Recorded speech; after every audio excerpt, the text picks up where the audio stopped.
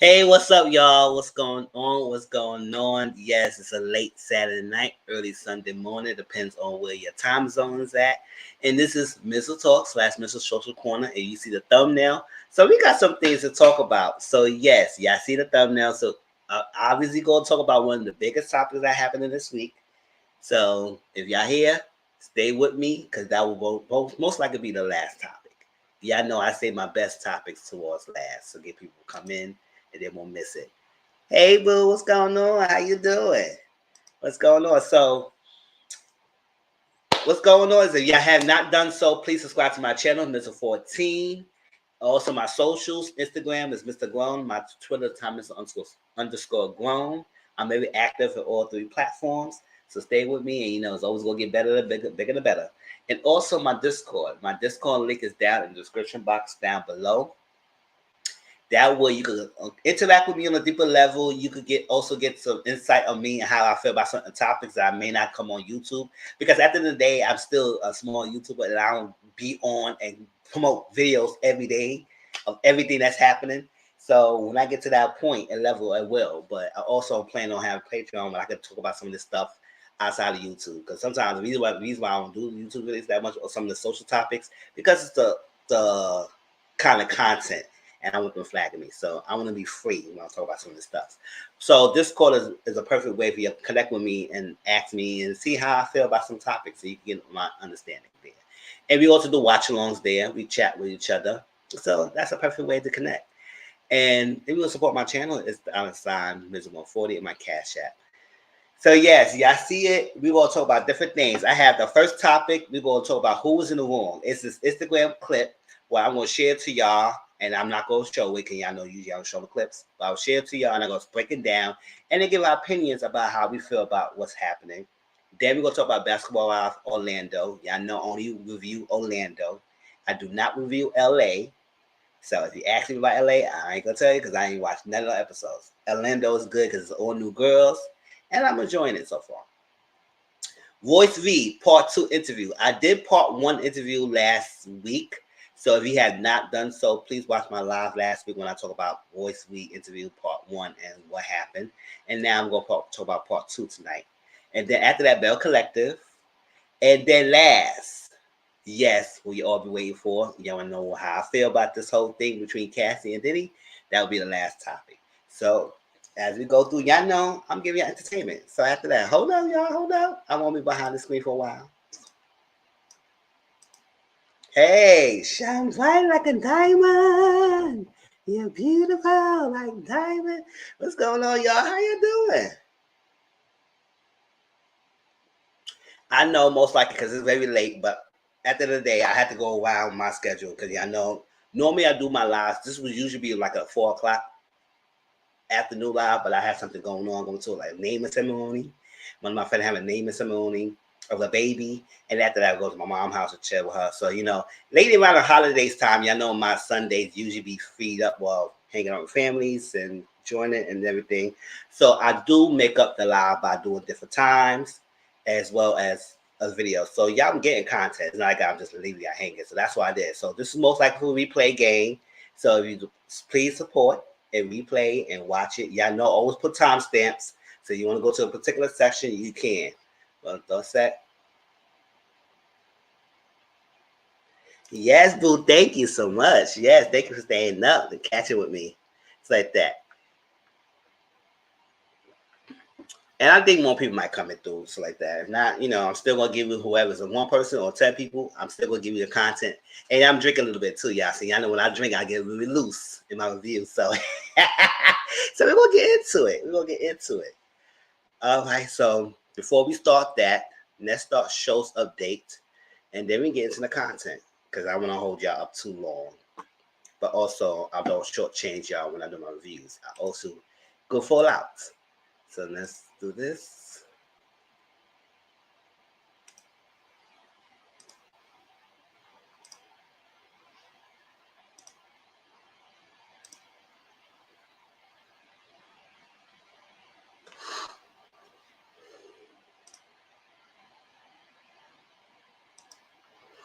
All right. So Love and Matters Huntsville, the second half.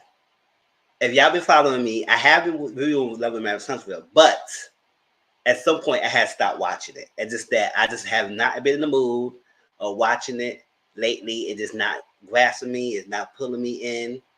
But, however, will finish the season. So I think when I have my notification coming up this week. So one of those days, I will do like an all live of Love and Marriage Huntsville, and I will catch up with everything. So I will go back and watch all the episodes that I missed, that I stopped watching from, and then talk about it. It's gonna be all live, so stay with me for that. So I will definitely give you up to date live of Love and Marriage Huntsville. It just whatever. I'm just tired of seeing a lot of them. I'm just done with a lot of people. So it is what it is. Cause y'all know Love and Marriage Huntsville was my show. It was my show, and I was religiously viewing it every week.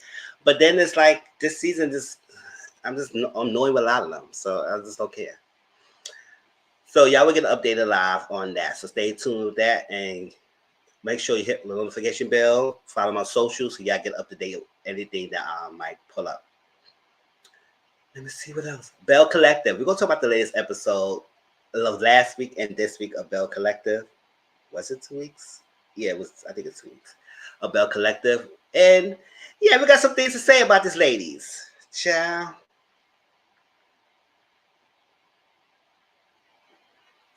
Married to Medicine and Real Housewives of Potomac. Usually, I would do pre-recorded reviews, but since I won't be home to watch it on Sunday, I will do a live tomorrow, the 20th. November 20th, tomorrow, I will do a live. So it will be a live of Married to Medicine and RHOP live review. Hey, Skinner Guard, what's up? How you doing? So it will be tomorrow around like 8:30, 9 o'clock-ish Eastern Standard Time. Give more people time to come home, relax, and everything, chill out. And I will do a live of those 2 episodes. It'll be a live review. So, and then the week after that, it will go back to a pre-recorded. It depends. If I'm not home on Sunday and I'll be away and everything, I will do another live. So either way, y'all get the Black Brother Entertainment either way, either pre-recorded or live, right? And that's it. Basketball of Orlando, we're gonna talk about that. MTV Catfish. Yes, if y'all follow my review on my channel, I am keeping up with the Catfish, but this season lately, the continuation of season 8, the episode has been boring.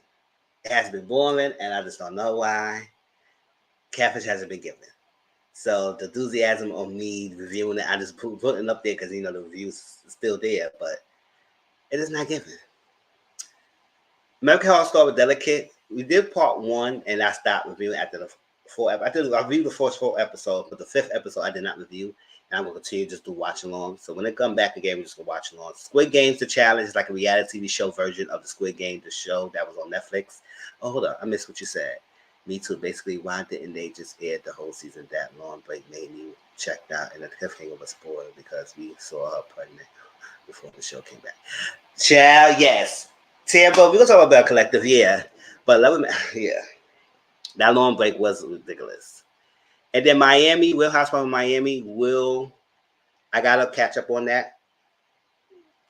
And it will be part of the lives soon as well. And don't forget, also my future my channel, I will have Patreon.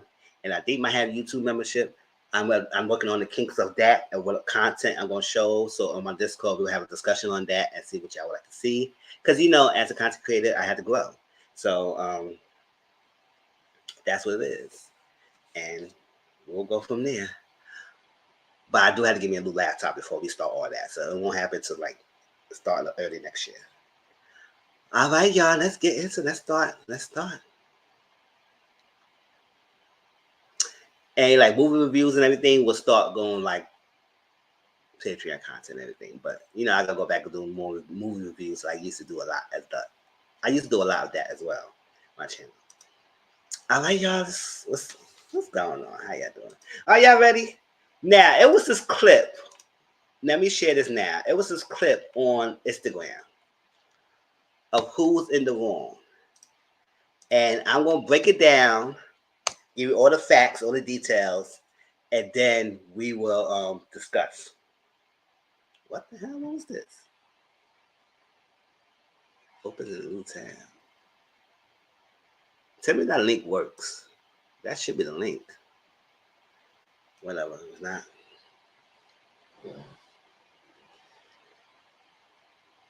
All right, who's in the wrong? A mother stops her daughter's birthday party because the father shows up. She has a restraining order on him. I don't want you to see her. So I'm going to give you all the facts, and then we're going to talk about what's happening. So I'll share the clip so you can watch it with me and review it with me. All right, so this was what happened.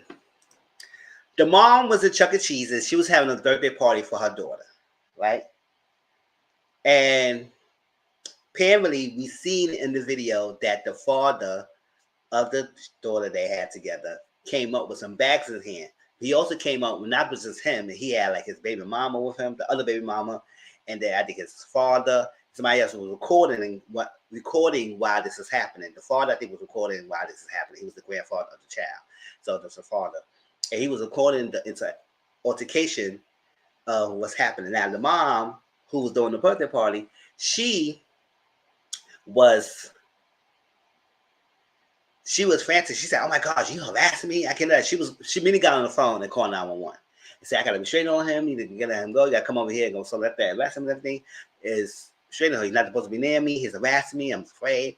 All that stuff. So they up here saying, "Why are you doing all this? I just want to see my daughter," and all that stuff like that. Yada yada. Right now, she did say, and end up it becoming a lie, that she said that he got a restraining. No, he got a warrant out for his arrest. It's no warrant out for his arrest, but there is a restraining order. Like, according to him, he confirmed that it was just 6 years restraining order that were put in place. Now, I'm not gonna give my opinions yet. I'm gonna give you all the details. 6-year restraining order that were put in place between them two. So like that. So they outside going on. Now, at this point, I don't think the daughter was even there yet. It's at Chuck E. Cheese's.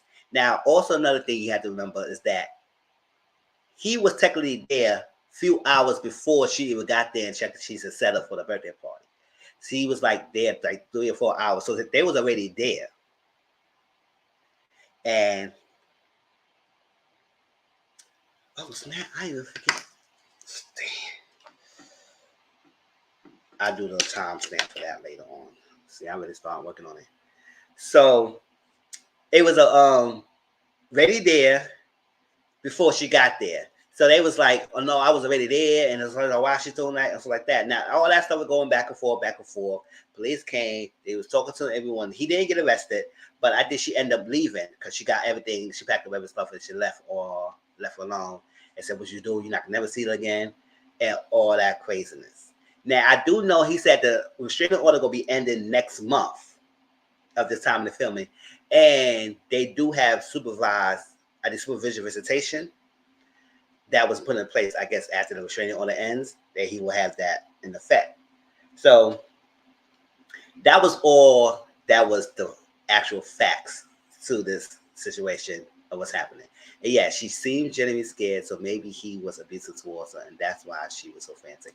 Exactly. She did seem like scared. Now, a lot of people were saying that maybe she was like being manipulative and being strategic and being all that and putting on the front and everything because she, according to him, that he felt like because he moved on to the next woman and yada stuff like that, she couldn't get over that. So she put in the court and everything else like that. But I was like, okay, that's fine and everything, but why would the judge grant a 6-year restraining order? You must have done something that will order and grant her for that. It's not because she just came out and make some lies on you. You must do something that must approve the why the restraining order was granted. So you didn't talk about that. Now you talk about everything else and how she could be a bit of baby mama and this and that. Can she be? We don't know. Maybe she could be. But I feel like what's in fact is that you got a restraining order. It was in place. It didn't end yet to next month. And whether you was there before her or not, I feel like you shouldn't even approach that. Now, this is how I feel. Yes, he was there before her and he was at the place. But my thing is, then my thing started turning when I was looking at this. I said, so you happen to have some bags of gifts for the older daughter for that place when you supposed to be there before her, huh? Hey, Jadorf. How you doing, boo? So you happen to have bags and gifts for the other daughter because he was there for his other daughter and he was celebrating a party for his other daughter there with the other baby mama in the family. They was there already at Chuck E. Cheese's. And then she came in like 3 or 4 hours later. But I was like, okay, so when you saw her, you happened to go get bags? Like, to me, to feel like that, you knew in some way, shape, or form, fashion, you knew that she was having a party at Chuck E. Cheese's at that same location that you decided to have your little celebration with your other daughter there. So when you think that you will see her, you would have to go over there, act like it was nothing to it, to give her some gift and bags, and then she would be okay with that. But not notice that you had a restraining order. So my thing is, it then pays you what it hurts you for you to talk to somebody else, arrange for them to pick up that gift and have it sent to them or whatever, or they get the gift and you want to approach her so it will not ruin the girl's birthday party. Because at the end of the day, she packed up everything and she left. They think that she doing the most. Why are you doing this craziness? But yeah, y'all all videotaping her and doing all this craziness, whether or not you telling the truth. It may be some valid truth of how your experience with her, because we not in your household. But my thing is, I just find it hard to believe that you just happen to be at the same location where she was there. And all because you wanted to just be there and be amicable. You just wanted to give your daughter a gift. You just wanted to see her. Knowing they got a restraining order in place. So you should not have approached her. You could have had somebody else pick up the gift and then see her another time. Or have your own celebration when you have the daughter.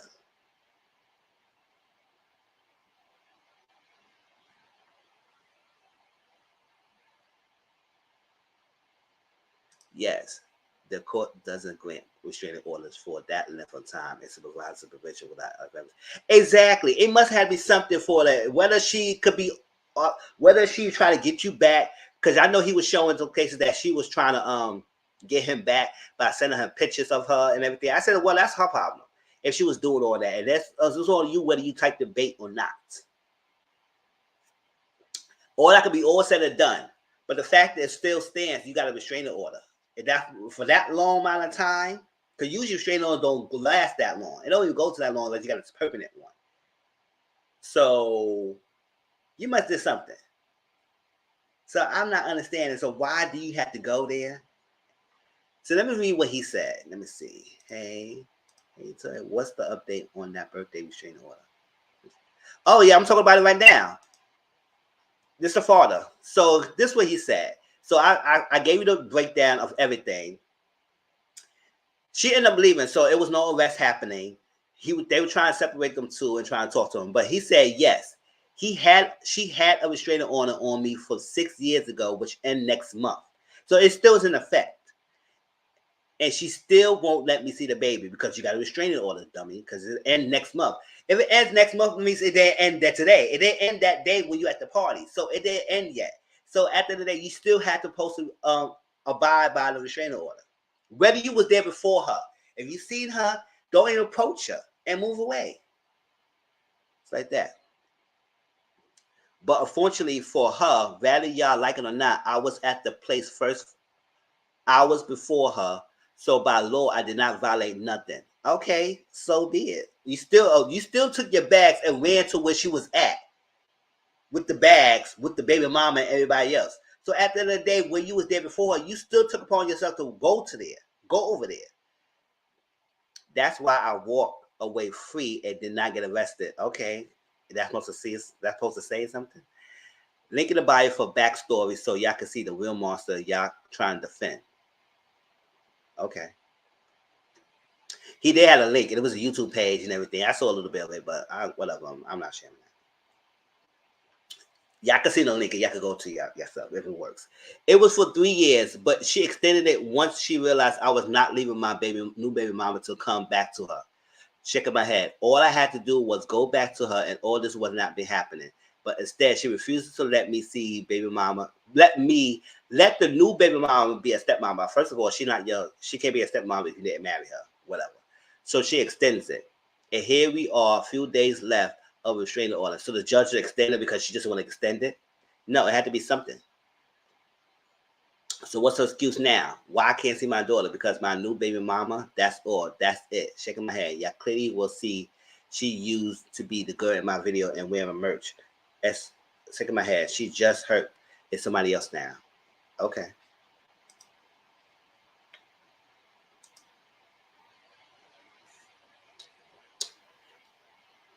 It's truly about his daughter. He would have sent someone over to get the gifts and not ruin the party and cause a scene. Exactly. You took upon yourself and had gifts in your bag and go over there.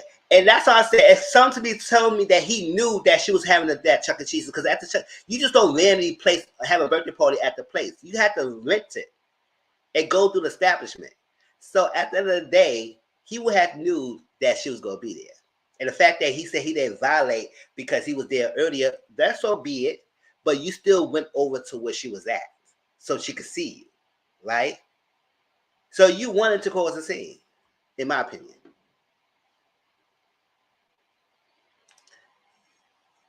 You know, did violate the order because he approached her after she. Exactly. He did. He did. And so what? Whether it's true or not that she's a bit of baby mama still, at the end of the day, if you know she was going to act like that, why approach her? Why? And you think they extend the restraining order for another 3 years because you don't want her? I mean, whatever it is. Talk to the judge. Don't blame her. The judge granted it. He shouldn't have approached her at all, even if he was there first. Exactly. I agree.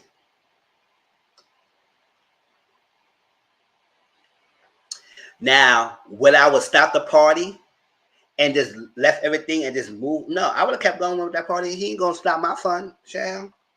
I rent this booth and everything. All this. Nah, I get my money's worth. You have to go somewhere.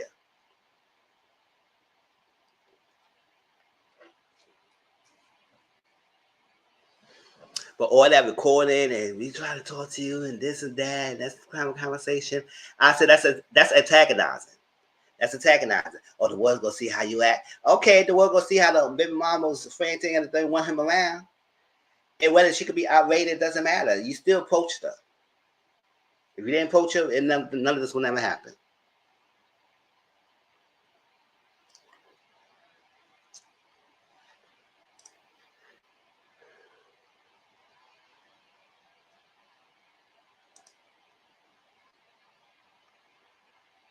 And the way how she acted. And y'all see the video, they really saying that, oh, she acted too much, she was doing her, she was dramatic. And I was like, at the end of the day, whatever. Now, the only thing she did lie, say he had a warrant for his arrest, and it was no warrant out for his arrest. So, yeah, she did lie about that. So, like I said, maybe she probably be a bit too much. But still stands. You had a restraining order. You poached her. She seen you. She frantic, and she reacted because he came over there. I don't care how much you were trying to be there, make peace. Peace of what? You knew you shouldn't have approached her, no matter if you was there first.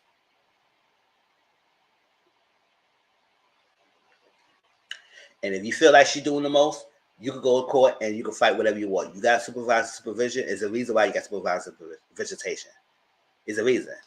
So they just don't grant that because somebody's bitter, unless they got money in courts and they just paying the person, the judge, off. No.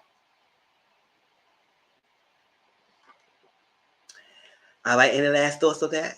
So we play again. Y'all let me know how y'all feel. Who's in the wrong in y'all opinion? At the end of the day, I do feel like, yes, she could be too much, but at the same time, will all the facts still stand? You shouldn't impose her. Exactly. The new baby mama should be more concerned with why the order was granted instead of trying to make videos because baby girl, he's not a prize, and now you helping her harass her. Exactly, he's not. He's not.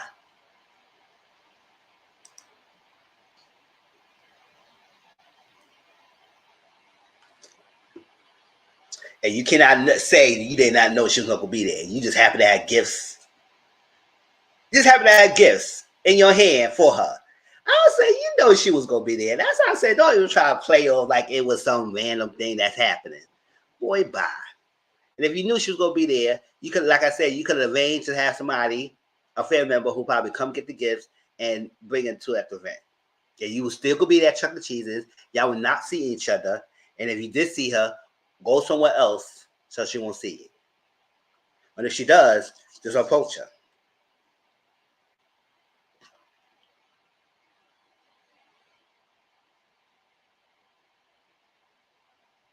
And if I were me, I would say, you know what? I was here 3 or 4 hours already. I seen her. Let's go somewhere else. Get the gifts, give it to someone else, and bounce. Everybody would have been happy. There would have been no drama, right? But you know, they like drama. All right. Anything else? Now we're gonna move on to basketball wives because I got some things to say about these ladies. I got some things to say about basketball wives, ladies.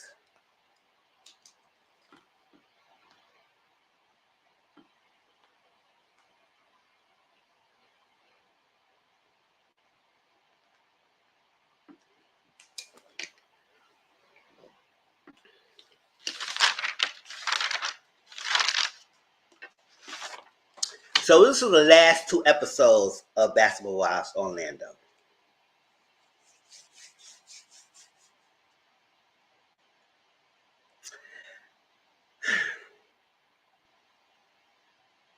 I don't know. I mean, the only thing I say, they is clocking in. They give us some entertainment, but some of them doing way too much. And some of y'all might not like who I might go after, but it is what it is. But it needs to be said. I'm going by the show. I don't care about anything else. I don't know why. I don't go on my social media platforms and trying to find out any other evidence. I don't find out this lady, so I don't know any other content. If y'all have any other content that could further prove or disprove what happened on the TV screen, and they tell their side of things, y'all let me know in Discord and y'all put in the chat. We'll talk about it. But other than that, I'm going by what I see in the TV.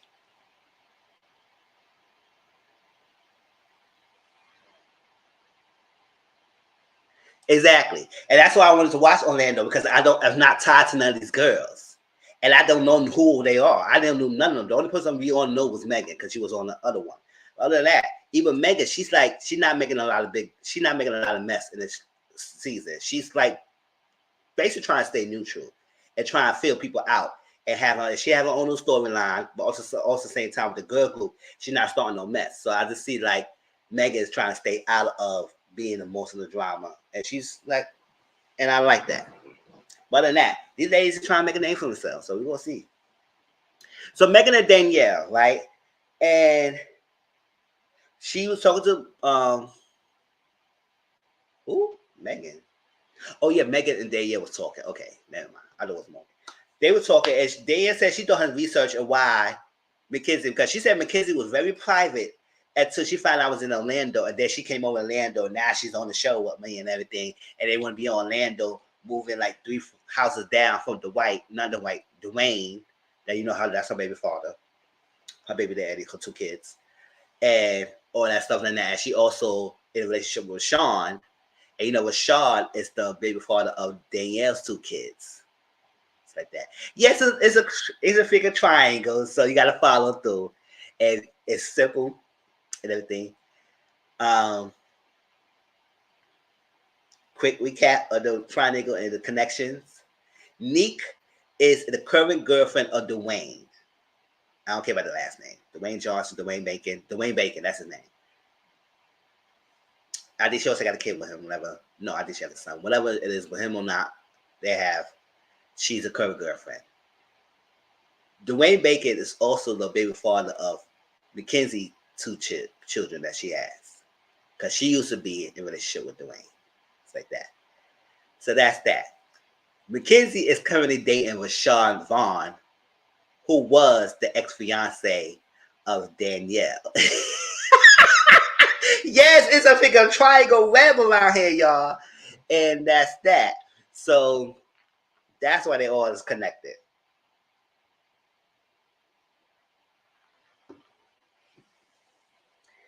So she felt like Mackenzie was very quiet and private until she got connected, and she found out I was in Orlando. Now she coming around here and trying to be in my be in my yeah be in my space.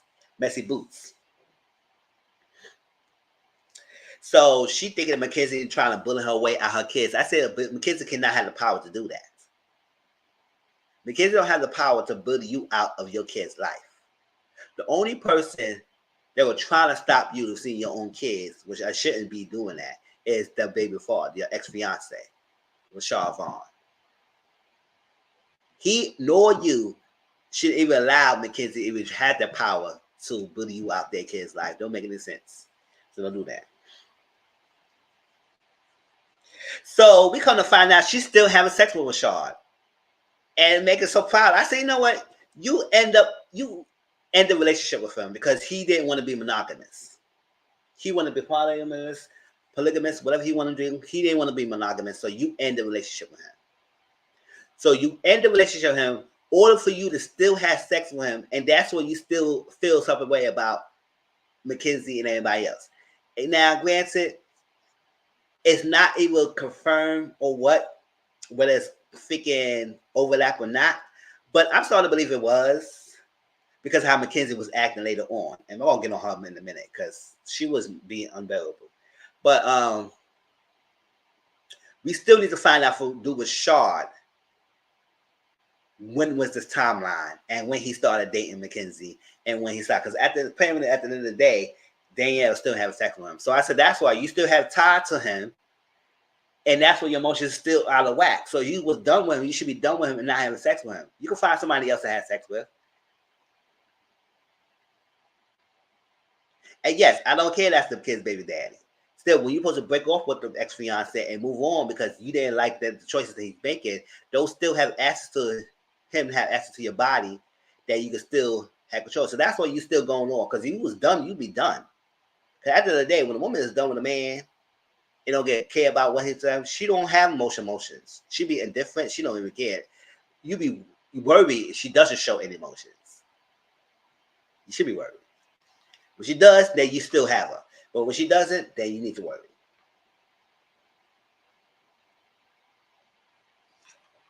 So I said, Danielle, so that's on you, girl. You still having sex with him, so I don't know what to tell you. I mean, if you want to get back with him, get back with him. But you broke it up with him for a reason. But then you still having sex. But okay, whatever. So Lindsay, she 5 months pregnant. And she was talking to her husband, who is Devon, who's overseas. And she was talking to him, everything. And, Morgan's filling in for him because he's overseas and he be missing out appointments. So Morgan has been stepping in and filling in. I said, where's the guy at? Why Morgan's always coming around? But we find out he's overseas. So she was like, I understand you overseas and everything, but I just want you to be around for the birth. Like, I know you missed a lot of appointments, but at least for the birth of the child, I need to be there because that's an important thing. Yes, I understand that it's a lifestyle. So after the birth, whatever, you got to go back and make your money and you got a contract and stuff like that. That's fine. But at least for the birth of our child, you need to be there. Now he making it seem like, he's no rush to come home. He don't know. He got to talk to his agent. He didn't even rush to talk to his agent. And he's not rushing to sign late to come home for the birth. And he got to see it. I said, boy, boop, boop, boop, boop. Get out of my face. What you're not going to do is not going to miss this thing. What you're going to do, you're going to make sure you talk to the agent and sign late because you're going to be here for the birth. At least for that.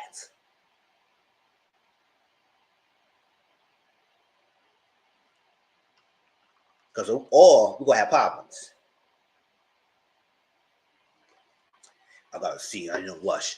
Boy, bye. I don't care about no rush. Fuck out of here. So ass bitch. And you want to be here, act like you don't want to be around. Well, get out of our face. Yeah, I'm drinking now, so I'm getting a little bit messy, y'all.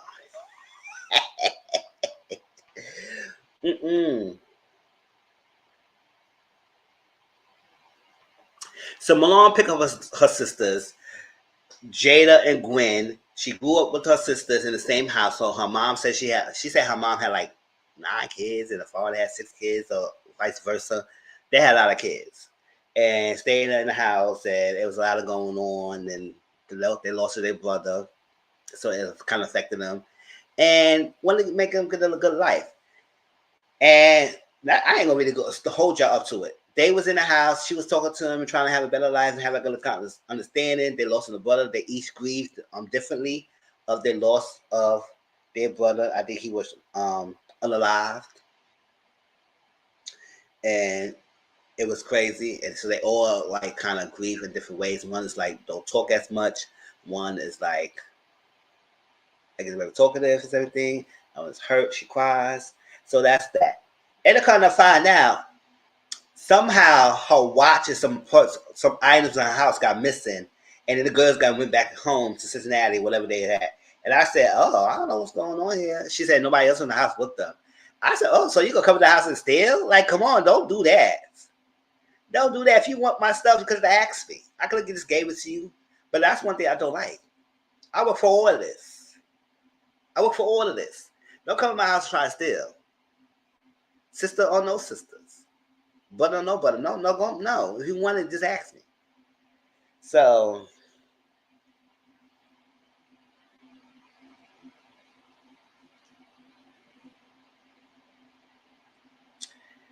that's that of my loss thing. Ashley met with Nikki. She met with Nikki and they talked and they bonded of the big C. Y'all know the big C, code words. The big C, and they both lost family members with the big C. And they went to do a charity event. And she asked Nikki to be a part of it, and Nikki said she would agree to do it and be involved. I think she would work for charity. And the hair, important of hair, and donate wigs and stuff like that for charity for C patients. So Nikki lost a sister to it, and Ashley lost her mom. So I said, "Oh, that's sad." So they bonded over that. That was cute. So Megan had to meet with her mom, and I said, "You know what? I ain't gonna hold that to it." It does. It does. It cuts you different. I said, "So you gonna come to my house and steal?" Think I shouldn't expect that from you. So now I'm gonna have a hard time you coming to my house again.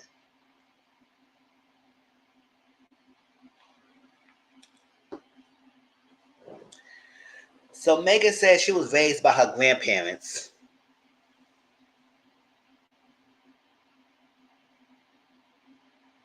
But it was murder.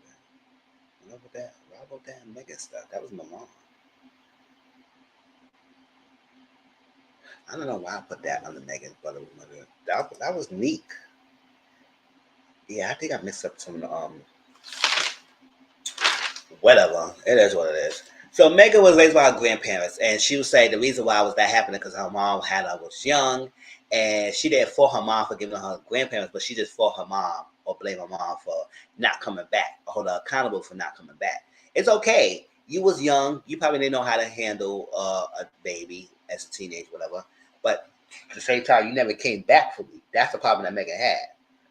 And from there, they never had a good relationship. She always felt like she valued the mother. The brother had the mom that she was wanted, and so that her brother and the mom was close. And they good, and it felt like the mom and Megan butt heads a lot. And she reached out to her mom. She kept reaching out to her mom. She kept reaching out to her mom, and her mom has not been like responding back until recently. She has been, and the mom was a piece of work. Mom was super work. She come in. Megan looked good with her little long ponytail coming in. She was very nervous. She wanted to drink. And her mom came in another freaking black dress with shades on and everything. I said, "Oh, look like you back in the 90s, girl." She's trying to be a has-been groupie. But she came in with the glasses and in there.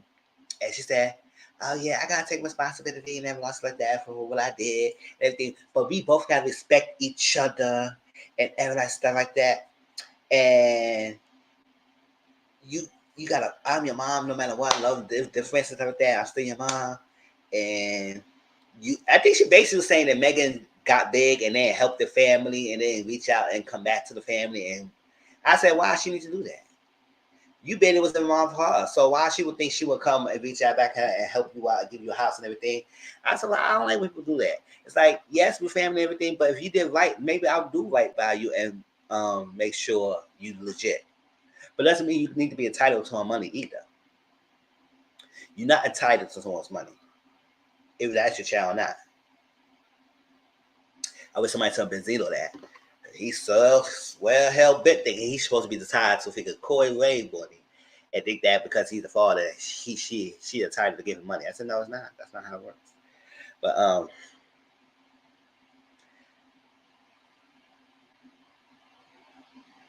yeah, so that was that. I was saying the mom was too much. I said, at the end of the day, you not reaching out. I said, first of all, why she got to come and reach out and make it? Yes, at the same time, I think yeah, both need to respect each other.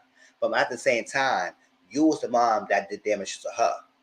So at the end of the day, she's not obligated to help you. She's not obligated to keep reaching out to use the parent. You should most make sure that Megan's good. And even though Megan is an adult, she don't need you like that either.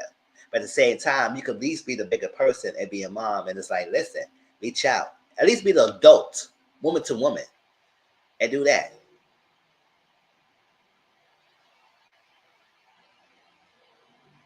Exactly. It was her grandparents that raised her, not you. And everything all said and done, because Megan emotion is all over the place anyway. And then the mom said, when no cameras turn off, and then because she said she just feel like Megan's bashing her and saying, I said Megan's talking about her own story. So if you feel type of way about how she's saying it, it is what it is. It must be true, right? So she said, oh, when the green light is turned off and the camera's turned off, you want this green screen, you gonna be in a dark place. I said, why you think she gonna be in a dark place? That right there made Megan walk up and say, you know what, I'm done. I'm out of here. Bye. I was like, you know what, I would be done too. Because I said, why you think she would be in a dark place? Like she just fallen out of place and fallen in a dark deep end because if the camera's turned off, like because she talked about her experience with her parents. No, she won't be in a dark space. She's doing well right now. You don't get to come in my TV screen and try to make no judgment that I'm going to be in a dark space. Because of what? Because of you? No. And if I'm making, I would tell my boyfriend, because I know he love family and that's something. I said, I tried, but don't you ever try to beat me in the head to try to make amends with my mom. I tried. She ain't trying to do anything. And it could be work in progress, but we're not doing this. You're not forcing me. If you try to give me an ultimatum, well, you won't have to leave me because what we're not going to do is what we're not going to do. I tried and I did what I best as I can. So either you be with me or step forward on somebody else who got a good relationship with their parents. So you knew all this before you got with me. So don't even try to play yourself. No, we're not doing this. So pick what you want to do. Because I tried. If she want a relationship with me, she's the parent. She work on that. I know it's a parent. The family is important to me. And I know you just try. I said, I tried, and move on.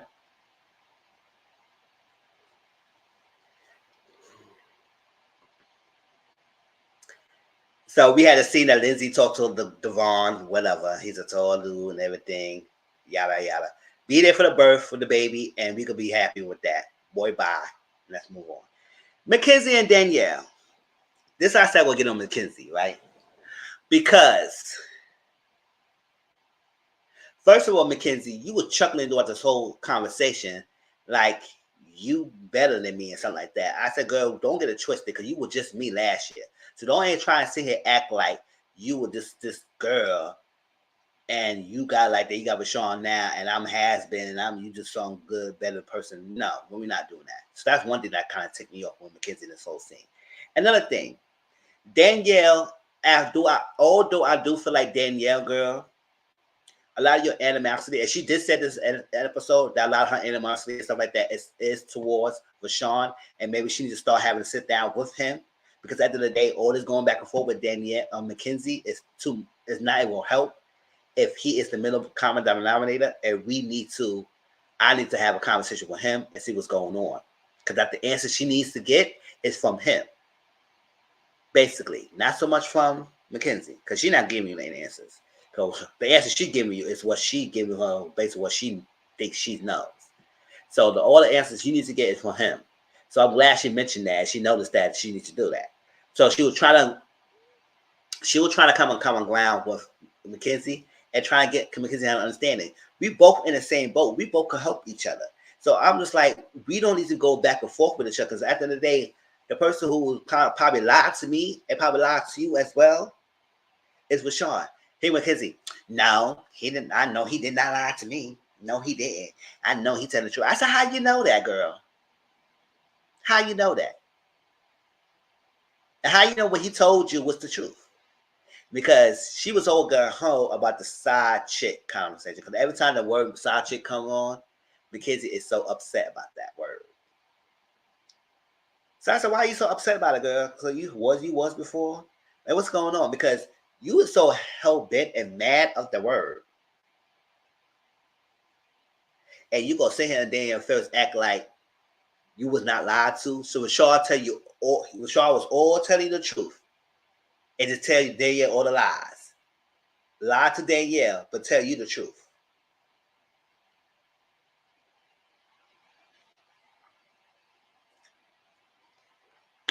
Oh, I ain't put no lies on the midstream. That's crazy. Because YouTube doing something different now. What I do, I just put, yeah, I didn't put live on the midstream, but they changed the thing structure. So I don't know what's going on. But yes, that's how I get my help with my coins. Thank you, boo. But I don't know. YouTube has to doing that, lady. And I ain't said that. But I look into it. But yeah. Usually they'll run stream. They don't want to last to the lives, but I guess. So yes, she act like that. Rashad tell her the truth, and Danielle the lies, and it's Danielle's delusional. She's like, oh no, I know she because this not happened, and I know when I met her, she was not with you at the time. Now mind you, Danielle never told Mackenzie that she still having sex with him, but none of that. That's not the point. But Mackenzie still held bent and felt like she didn't do nothing wrong. And Dan said she took her ring in March. And I found out Mackenzie started messing with him in February. So at the end of the day, it was some common overlap closer to Danielle. I said, I was kind to believe that too. And she said the reason why she left with Sean because he didn't want a monogamous relationship. So she left him. But let's say you still had access to him by having him having sex with you, girl. So that's it. So Mackenzie's so sure. No, he did not lie to me. He didn't lie to me and everything. And she would say, yes, obviously he probably lied to both of us. She said, no, he didn't. No, he didn't lie to me. No, he didn't. I said, Mackenzie, you was why? You just so dusty. I hate a chick like that. Here y'all go. A common denominator, a guy who could tell you one thing and could tell Daniel one thing, and you know he's in the middle of it. He created discourse between you two because she thinking that is overlap. Now you so hell bent it's not. And the only way who's supposed to have that is Rashawn. And that she trying to tell you let's band together. Let's not fight each other. And let's common grounds because Rashawn is the one. And that you is trying to come after Mackenzie, not coming after Danielle. And like she's the problem. And she needs to stop saying that I'm a side chick because that's not true. I said she's saying that because that's what she's thinking because she thinking it's an overlap. And that's what trying to connect with you because you were just her last year when you was dealing with Dwayne Bacon. So stop acting like you don't know what's up. And now you sit here, smirk with your face, laughing like you think you better than Danielle.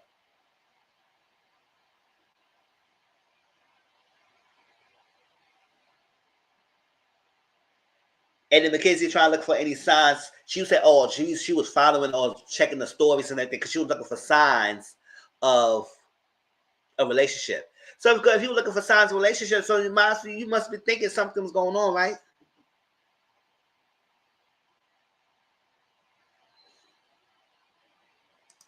I do agree. That's how I would say Danielle needs to go to Rashad. That's how I would say that's the problem. And that's what Danielle was trying to get through Mackenzie behind and say, listen, My papa's not with you. She did ask Mackenzie, "Are you have you been around my children?" I said, "Ask with Sean that has she's been around the children. He's the one who could tell you the answer." Because she could lie to you and then could tell you the truth. She could say, because she was smirking along them most of the time. So ask Rashawn if she has been around with children, and that's his problem. And I agree with Toy Toy. Yeah, she should have go to Rashawn. That's the problem she should have. And Milan told Mackenzie that and said the problem is he is probably putting y'all against each other. So y'all need to go to him and have a sit down with him and let him clear up everything.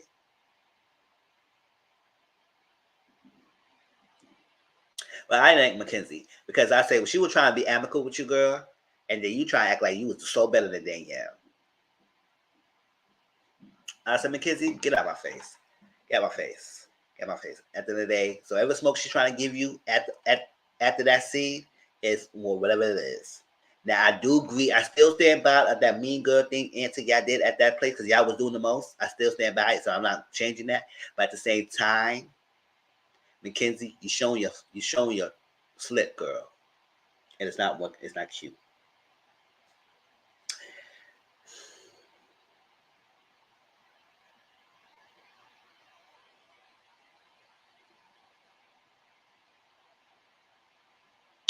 So Mackenzie had a daughter birthday party, and she didn't want them to bring the Danielle name up, and they broke their Danielle name up, and she was kind of bothered about that. I said, "Can you tell the group that not to bring Danielle name up if you so bothered? You say they have souped and seated in your freaking seat. So tell them to stop talking about Danielle, and that's what it is." So Megan and Danielle and Morgan was talking, and they had a little rehash, and they were talking about what's happening in the updates. And yes, Danielle did have a protect black woman bag. And she said, yeah, when I bring that bag up, I have a bag of receipts. I said, what are receipts? Because you did not bring not near receipts in that freaking conversation with Mackenzie. Not near one of the receipts came out that bag. So all that protect black woman bag was cute, but it didn't land because you thought it was landing.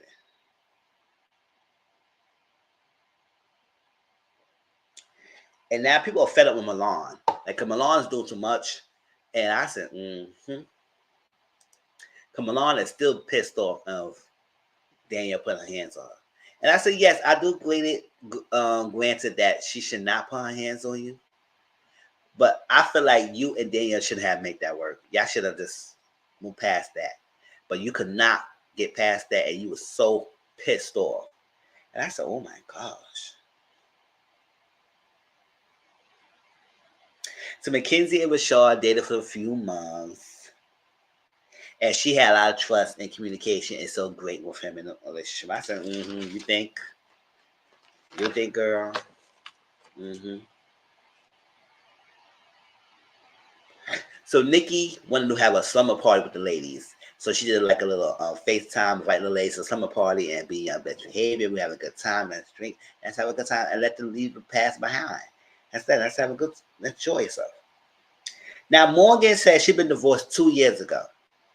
Now, this is why I say y'all might not like me when I talk about Morgan, because Morgan in this episode, the latest episode, was doing the most. And I'm going to explain why I felt that way. I'll explain why.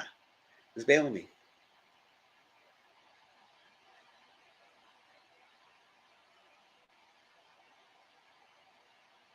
So she said divorced 2 years ago. The baby father provided financially of the kids, but children do miss their father because he's not around. And Morgan and the baby father does not get along that much. That's Eric Blasto. That's the father's. That's her ex-husband, Eric Blasto, and they don't get along. She said they try to work at co-parenting, but they butt heads and everything. So that's what it is. But he does provide financial assistance and everything for the baby, stuff like that.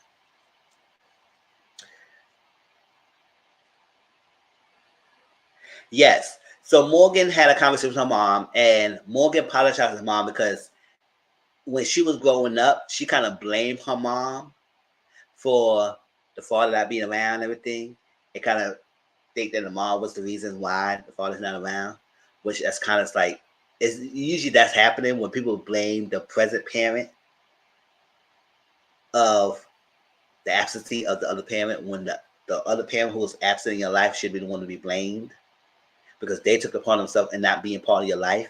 And the one who stayed there and sacrificed and be there for you, you blame them because you feel type of way that you regret them and think that they was the one that stopping you from having a relationship with the other parent. No, that's not what happened. So she apologized to her mom, and her mom appreciate that apology because it's like at the end of the day, she feel like she has a feeling of abandonment, and I think she actually kind of blamed her mom for that because her father abandoned her and everything, and it wasn't true because at the end of the day, when she kind of go there, she didn't realize her father was douchebag and it was not around. And kind of find out, she realized that her father, Morgan's father, had a family with someone else. So that's why he was never there and helping her coming mom with her growing up. So I was like, yeah, you so help blaming your mom for everything when your father was the one who was messed up.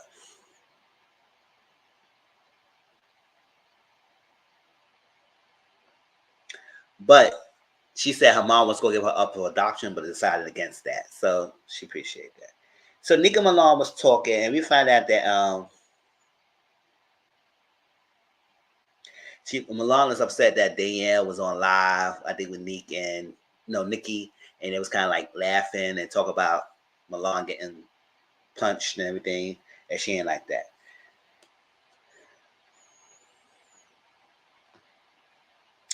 So Nick was talking to Milan, and she's upset and everything because something happened to, I think, her brother-in-law or whatever, her boyfriend's brother.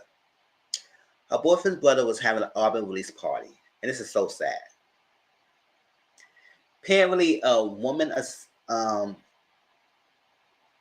suspect, whatever person, was upset at the thing of paying a $20 fee at coming in.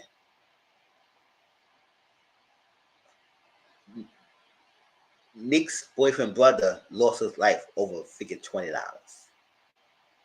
And he wasn't attending Target. It was his event.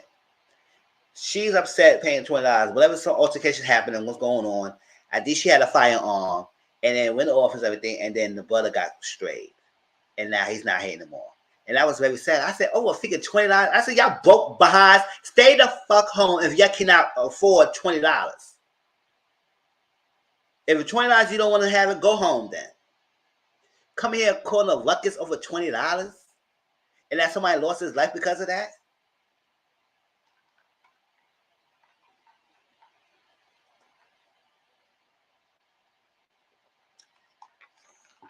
Now, I'm not the richest person, but damn. Don't act like broke like they all going for $20. It ain't even that deep. It's not even that deep.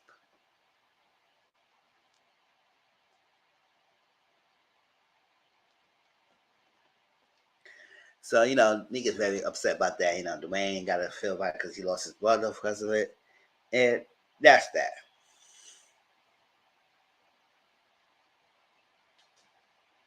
But Nick said she is just ready to move on from Morgan because at the end of the day, she should have hit her with a napkin, she was very hot and everything. She was ready to move on and move past it and let be bygone because she got other things to think about. She didn't want to be hopping over the small petty beef that they had.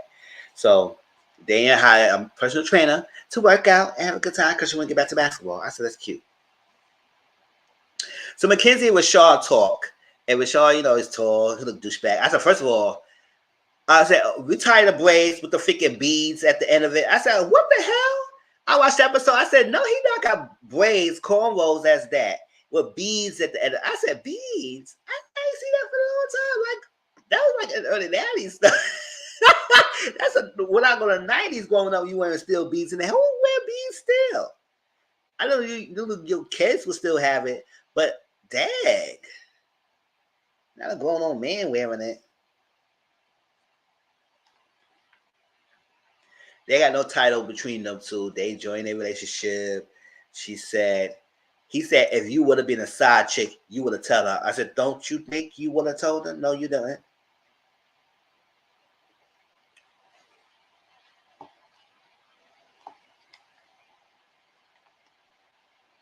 You think you might be telling her, "Oh no, we not together anymore. I'm done with her," or something like that, and go like, "Yeah," and so like she believe you. But when you tell her she was your side chick, when you tell her you still smashing, because I don't think she knew you still smashing Danielle, right? So okay, I don't think you would tell her, but I guess that's what she thinks you would. She said, "Oh yeah, I'm better. Don't treat me like that." Yeah, I said, "Oh, ooh, you dusty now? Don't you think he does that to one? He would do that to you too." Now, allegedly, they're not together anymore right now, but I don't know that if it's true or not. But he said he want to have a level of freedom when he's in a relationship. I said, "Girl, that's what he's supposed to tell them. That's probably he was telling Danielle he want to have a level of freedom. That means he wants something else."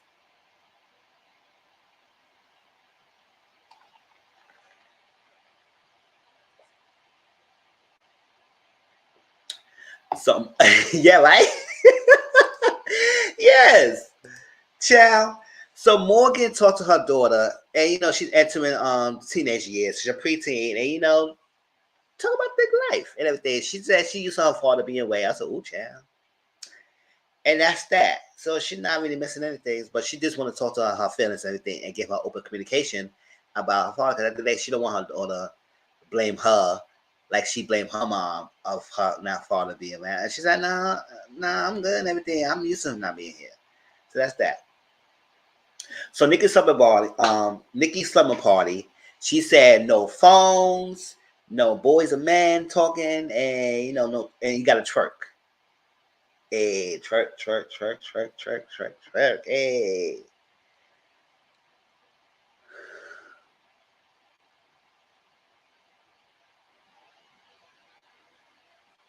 So this is why I was saying that Morgan was doing the most. Bear with me. Let me tell you this. Morgan got served because she's in Orlando, and I don't think she told him where she's living at her address, whatever. But at the same time, I feel like if you have a new address, go to the system and will have your address. If you go through the courts, they will have your address, and they will find your address somewhere. Somewhere, unless you're a protective services, if you're a government agent, and they can have your thing sealed. It's so much of a form that your address could be found. But whatever. She got served because Eric wanted to lower his child support payment. He also not paid the trust fund. So she's bad because he doesn't have her new address. But I would say, but he don't have to have your new address. He could still file, serve you, and the courts can find your address and serve you then. Nobody had to tell him to have the address, whatever. Because you remember how Morgan and Ashley fell out because Morgan didn't like Ashley because she felt like Ashley was bringing females around her husband at the time, and he will entertain the ladies. And also now she also upset because she feel like Ashley's still talking to the ex-husband and the current girlfriend of the ex-husband. So I guess Ashley is still talking to them and everything. So because of that, she felt like Ashley's the one that told Eric her address. But I said, if you and Ashley's not cool with each other, did you give Ashley your new address? So I don't know the time and everything, but at the same time, you didn't prove to us that she gave. If she says no, it's no proof. Where's the proof that you so hell bent? Because she was hell bent that Ashley's the one that said it. And I said, how do you know? How do you know?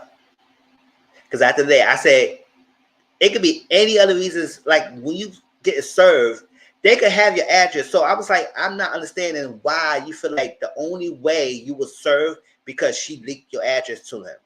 No.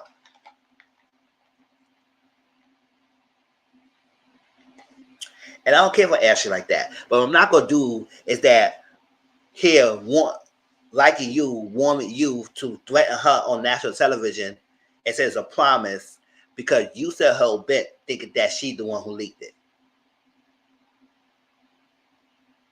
That's what I said. Some of y'all might not like me because I said I know I got rock for Morgan, and I understand how Morgan feel about Ashley. But I said, girl, the obsession you have towards this girl, and the hate you have towards her is getting way too much. It's clouding your vision. I would like you to think a little bit more. Now, if you got any proof that she did give him the address and then let him serve you and find out, that's fine. That's fine. And then we deal with that later. But until then, you don't know. So, and you hell bent. So you a liar. How you know? How you know? So that's why I was saying I wasn't here for that, because she was doing the most. Because at the party, everybody was having a good time. They was enjoying themselves, chilling out. Now she coming in calling. She always called somebody ugly, something like that. I said, "Girl, stop it, stop it." Oh, they ugly. Always under her belt. Oh, niggas ugly, stupid. Niggas ugly, stupid. Yeah, ugly, stupid. I said, "Girl, calm down."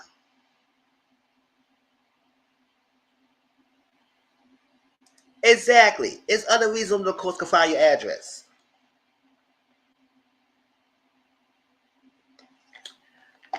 So Nick was still hurt. They ratted behind her, and I understand why, because it was a tough situation.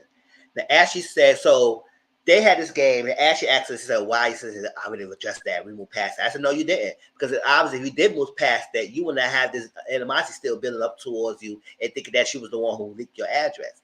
So she said, well, let me ask you this question. I got something like that. Did you give Eric my address? Did you leak my address? She said, no, I did not. She said, you a liar. You a liar. And everything. And then she started getting up. Now, as she's sitting down and trying to say, girl, you doing the most. Like, stop and everything. Now, she's not giving the energy. Now, so you sitting down, somebody standing up, you going to feel threatened. And then she kept coming towards you. She said, I'm not going to hit her. I'm not going to hit her. So, why you keep walking towards her? Obviously, you want to hit her. So, you walking towards her. And she said, you a liar. You a liar. I will unalive you over my kids. She said, you threaten me? You threatening me? She said, yeah, because it's a promise. It's a promise. I said, no, girl. You said that on national television, promise that you will unalive this girl. Because she feel like she put your kids' safety in danger. Which I was like, girl, if he served you, there's other reason why you get served. She don't have to give the address. He can find the address. The courts can find the address. Like, I don't understand why you so hell bent of her. So threatening the girl, I said, no, it's like that was crazy. Now Milan having an altercation with Danielle. Milan's upset to the point that Milan threw something at Danielle. I said, Milan, like, come on, girl, you so hyped and pissed off, and then you threw something at Danielle. So they started getting touched, and then Morgan started to do something on Ashley's direction. Now Ashley went to proceed to call the cops. She said, my life was threatened, and said her name, said we filmed a show, we in the Airbnb, it's like that. And I said, girl, you can't escape because it's on, she could subpoena this freaking records of this filming and say you threatened her on national television. So you can't say you didn't do that. Now, whether you like to ask you to call the police or not, it is what it is.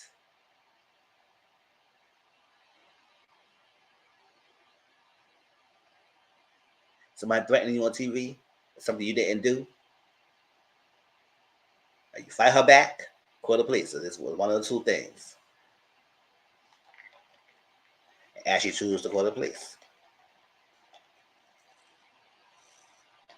And to be honest, I don't fault her for that. Because at the end of the day, you threatening me over something that, girl, you saw her been. Like, show me the proof.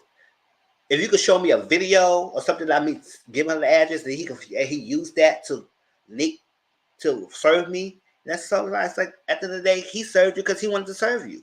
That's his dusty ass want to serve you because he want to lower his child support. Had nothing to do with Ashley. And then the next episode, you said someone leaked my address, so I had to leave. I said, no, it ain't someone. You didn't say someone. You think it was Ashley. So say Ashley leaked my address. Don't say it was someone.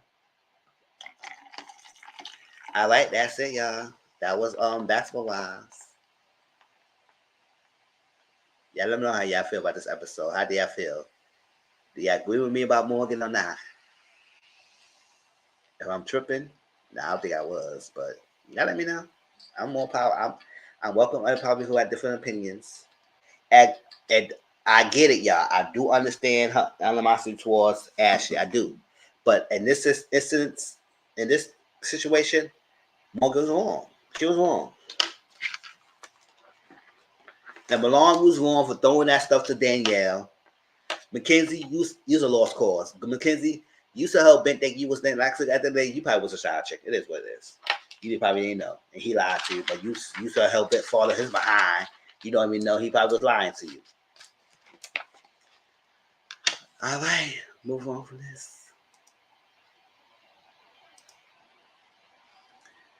Let's talk about Royce real quick. Royce part 2. I don't think that's gonna be long because I don't know what's up with part 2. That part 2 could be added to part 1. We could have had a one part. We could have had one long interview. We didn't have to have 2 parts because that second part, to be honest, it seemed like it was choppy as hell. Don't know what they was doing with it. It's like it seemed like when he was having a conversation, it jumped to this another conversation, and then it went back to another. I was like, who edited this? It was stupid. So it wasn't much to say in the second part. Like I said, they could have lumped this all in one part, but they had to break this down in 2 parts. It was saying, the baby, what they called about the baby, she said she couldn't put the his last name on the baby shower invitations. He couldn't say that the baby was his. You got to sign an NDA. I don't think she signed it and everything, but they was going to pay her, or pay her to say the baby wasn't his. It was a lot. So then she said she went to sign. It was definitely choppy, and I didn't like it. If you go chop something, make it make sense. It didn't make sense at all with how you jumped around this conversation like that. She said it was a injunction that was signed. And I'm trying to understand why you signed an injunction when you say you had an attorney. She said she had an attorney. I sure you read it, but I said, why did you suggest that you signed this? I didn't understand it at that point, why you had an attorney and then you signed something like this. The injunction was she cannot say or speak on saying that the white is the baby's father. Also, when she's in the vicinity with someone and they talk about the right, she can't be around when they have a conversation about him. That was how much that injunction was. And I said, oh. Now, she did book it one time when she went on Wendy and she mentioned that, yes, the white was the father of the baby. And I think he garnished her mom's accounts because they had a joint account at one point. And I think Royce had a little thing, but she wasn't putting a lot more in that joint account. And her mom was a guidance counselor. And he garnished her mom wages because she mentioned that he was the father and he was to do that. So he garnished the wages for that. Now he saying that he didn't do that and this is not true and everything, but he never gave the money back. To this day, he never gave me money back. I said, oh, really? So it's kind of like a injunction gag order that she can't say.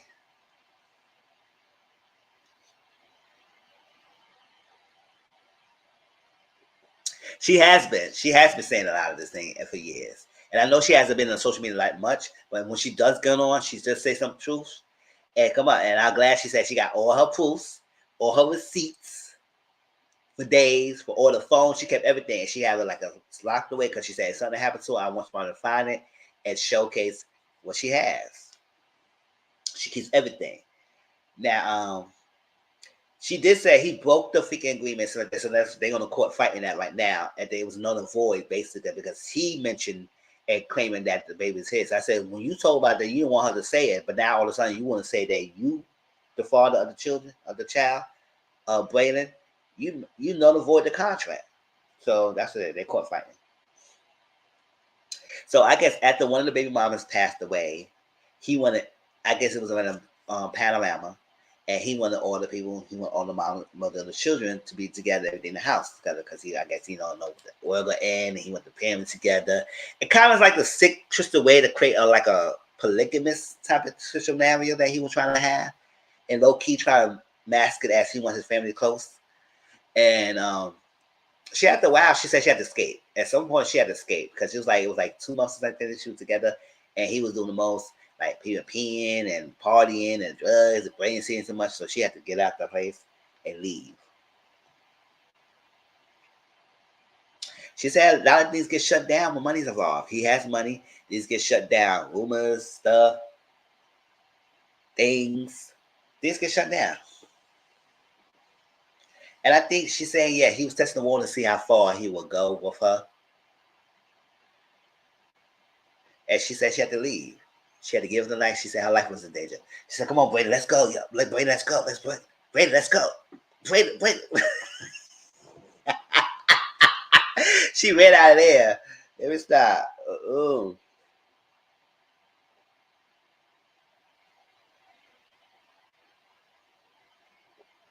Mad over Slurpee. Oh yeah, she talked about a Slurpee thing that he got mad over Slurpee that he smacked the thing out of her hand and stuff like that. It was a lot of craziness. Now she did talk about the child negligence that we all heard about on social media, that she was got arrested and everything, but we didn't find out that the boyfriend also got arrested as well. And I guess they're gonna admit that information as part of it. But she said it got dismissed. She had to do parenting classes and they got community service because she thought the language that it was okay that her child would be around other children unless she was supervised.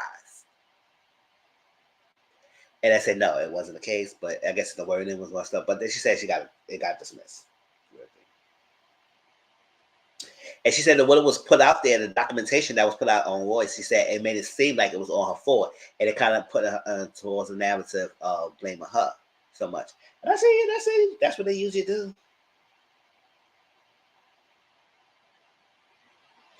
Brady's mainly with him. He wants to get custody. Brady's mainly with her, but he wants to get custody of Brandon.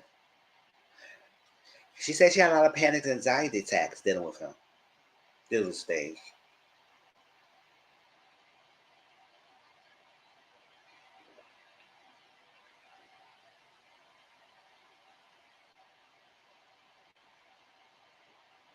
Yeah, like I said, he probably wanted them to be in a religious relationship. She said no, she ain't down with that.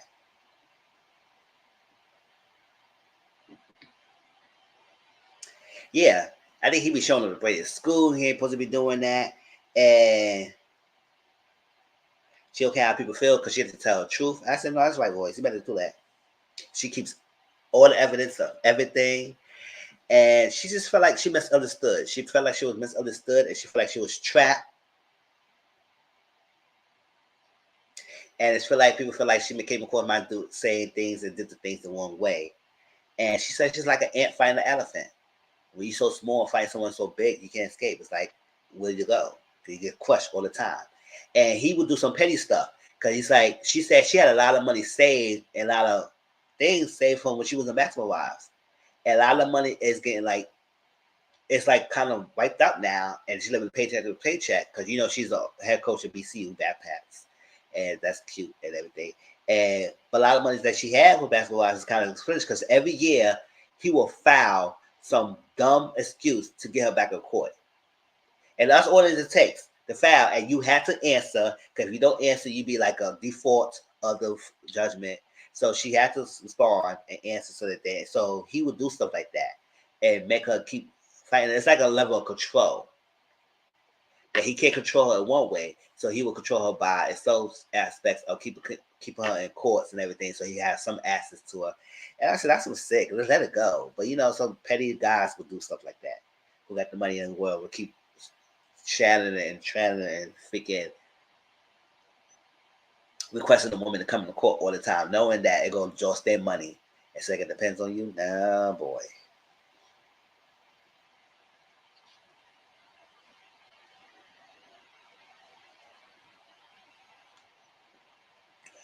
She just said she felt broken. She just felt broken. She feels a lot, and she cried a little bit at the end. And it's like, and she had to let it out. And it's like it's like a therapeutic release of her to just get everything out because she's like she been holding the thing in. She was going through a lot, and nobody knew she was going through a lot, especially when he keep putting her on court every year. Like, come on, man, let it go. Trying to fight for custody, trying to fight for that. Just let it be. And when you saw how big Braylon voice, what were you was doing with all this stuff was going on Braylon? But he probably was seeing some things while he was over there. Were you trying to blame it on his own voice?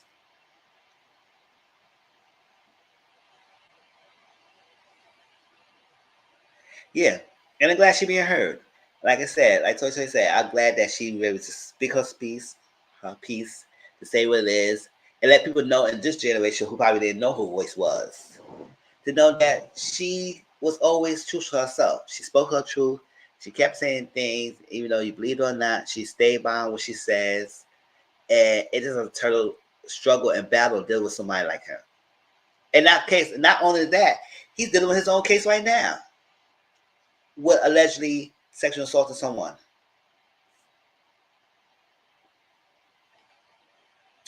So for you to have so much time and effort to do all this, and then also I think he trying to come after his other baby mom right now, or get custody and stuff like that. I said, why he's doing so much, and that's what he's doing.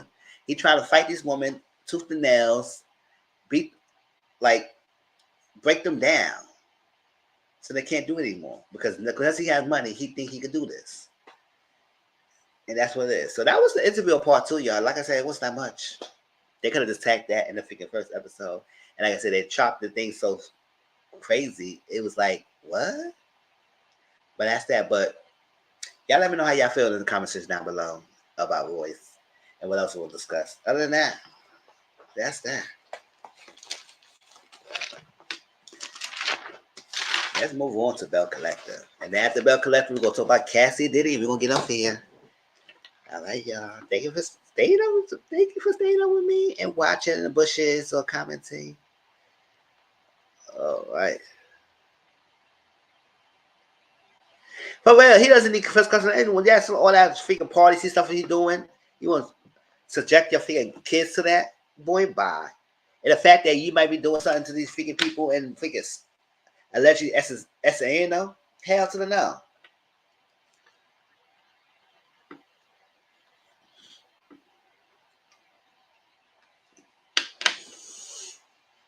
Exactly. He doesn't need any custody. Any person, anybody, whatever.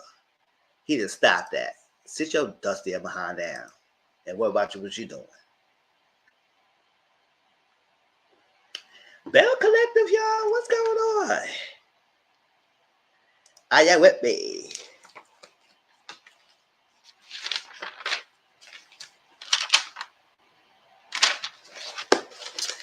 All right, y'all. So we know Tamba's pregnant. Yeah, Tamba is pregnant. And like we find out through social media that she was pregnant anyway. So we already know who was the person getting pregnant, who was pregnant. And I said, but the interesting thing is that Tamba is doing things backwards. Because, she always wanted to be married. She wanted to be married before she had the children and have kids and everything. But, she was getting older. She had medical condition. She had medical things she had to work on, right? Fibroids and stuff like that.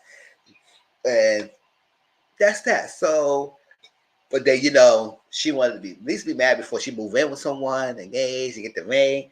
And, she never got the ring, but she moved in with him and still moved in with not having the ring yet. I said, girl. I'll try. Don't get me wrong. I did wrong. I'm trying to move forward. Is that I'm doing this now because, I don't want to be able to do it later on because I got events and stuff to do. But you can always catch the replay if you have to go home, if you have to get off. So I'm trying to make it fast as possible. Because I know if he wants me to talk about Cassie and Diddy. So I'll get there. But I said, yeah, she do things differently. Now you got the baby. You still don't got no ring. And all like that. So I was like, girl, so I guess you don't care anymore. And then you want to be married and stuff like that. But I said, is the ring going to come? If not, girl, just deal with it. You just going to have a baby out of wedlock. It is what it is. The doctor said she had to have a C-section because like that, stuff like that. So she said after she got removed of 39 fibroids, she decided to have the embryos implanted because she said at this point I need to do it now or never, and she did it.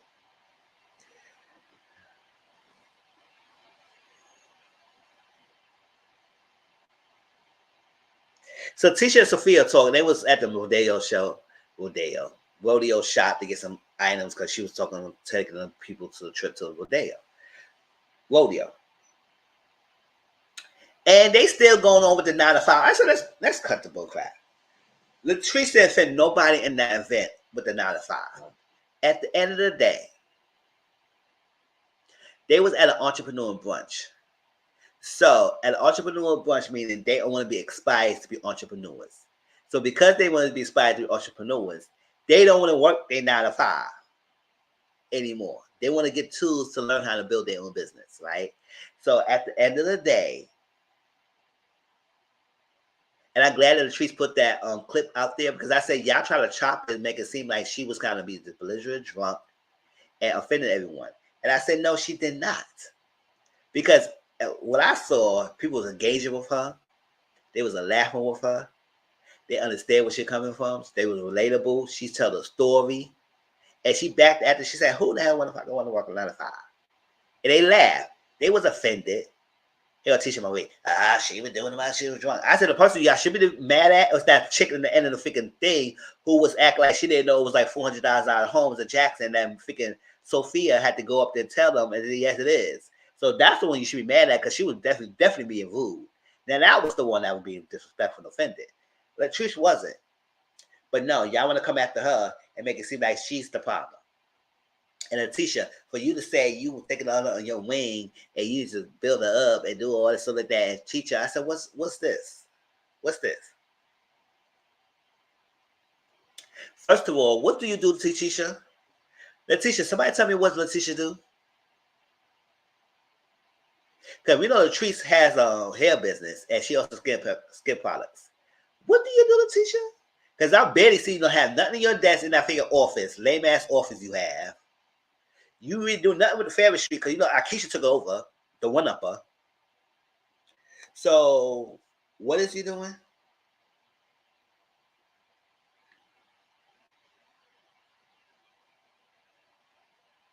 Exactly. The other chick. They're the one who's going to get at her, but she's not part of the cast. So they had to get all the trees to make it seem like she was the one. No, she didn't offend nobody.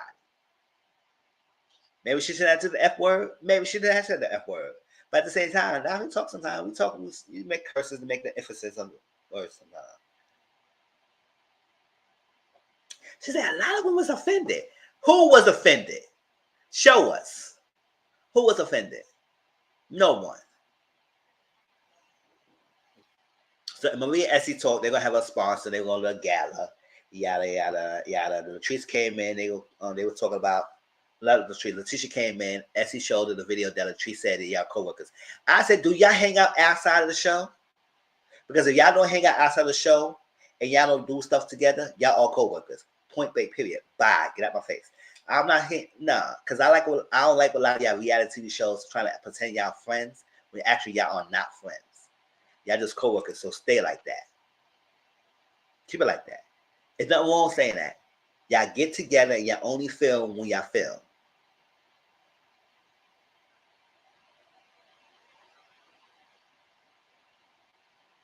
And that's the point. So y'all upset because she say y'all co-workers. Maybe not all of y'all as just co-workers. Some of y'all are cool friends.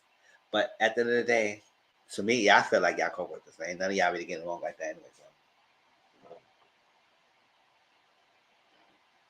And Marie said Latrice is using Letitia. Marie and Latrice don't like it along. So I'm not mad on Marie keep giving a smoke to Latrice. I say if you don't like someone you want to keep on giving a smoke, keep giving a smoke. It is what it is. That's part of life. I'm not mad at that. It is what it is. Now Tampa and Latrice talk. And Latrice confided in Tampa that she's going through some fibroid issues. So, Tamara's appreciate that she told her that and say that, girl, yes. She said, I don't know. I had sex every day with Cliff. I said, ooh.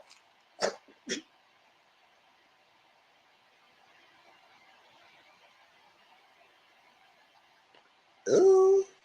Girl, I want to know all that. She said she never got pregnant, but she knows she's a condom. Oh, ooh. Oh, girl, don't scare me like that. You just doing too much with that statement. Stop. Cliff.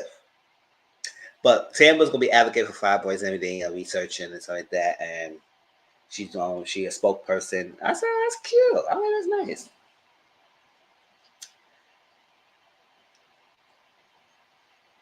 So at the rodeo show, Cliff asked Glenn to sit behind her. I said, what's going on with Cliff and Glenn?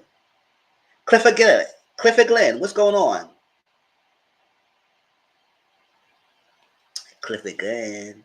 What's going on with y'all too, boo? What's going on, y'all? Y'all got something going on with y'all too? Cause this is the faction y'all have with each other is getting ridiculous. It just came out of nowhere.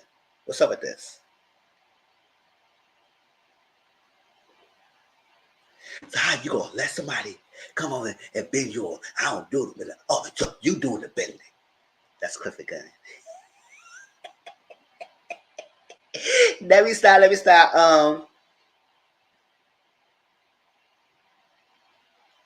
That's a Marie girl. They know about nobody's bothered because Marie said she had to sit next to Tampa, Latrice, and then somebody else. And she didn't like they were sitting next to her, and she said, "Oh my gosh," like that. And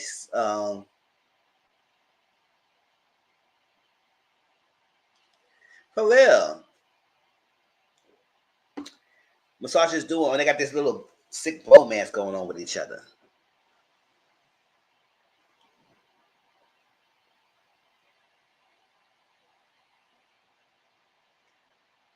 Oh yeah, Latrice Cliff and Tampa. He's like, "Oh, let's sit next to me." And I said, "Hey, what about you, girl? Say that be about it. Goodbye."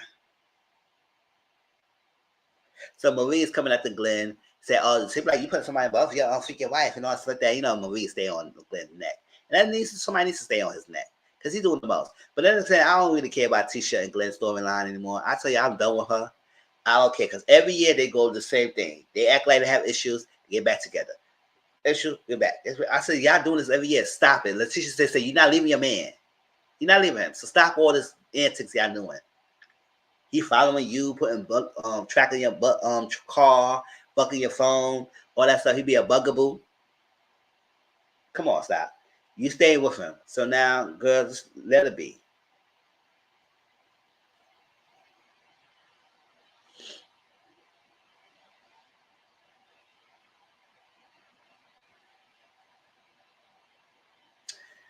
Letitia's talking about the video. What up video? Latrice video. Okay. So Latrice wanted Letitia advice. She gets us advice because she got a speaking engagement at High Community College. It's a big thing, and she will be involved in the panelists. I just had to she had to put it together, the panelists, and she's involved in speaking on that. So she wanted advice to speak because it's a big engagement. And here go Tisha trying to tell her, "Oh, I didn't tell you that because after brunch, people coming to me, he was offended, and I bid you." She said, "You ain't gonna try to tell me." She said, "You said I'm trying you that. I ain't trying to tell you because what you say, you telling me that. You tell other people that." She said, "So what have I told other people now? Let me know. Because these bitches name in my mind another time the second day. If you think I'm a problem, I'm gonna step away." Boop. And that's it. She's like, "Girl, I don't mess with y'all. I'm not, girl, get out of our face." So Tisha will have contract the DP, flipping places for assisted living. And I said, that's cute. That's cute. More power to y'all. So we say, you giving all the graces, you need to held her accountable. Held her accountable. You need to do all this thing for the teacher. You don't have Latrice held her accountable. I said, hey, Marie girl. So Latrice, April, Melanie, and Tamara talk. And that girl, April, was lit Tisha up. She said, you need to worry about the logistics.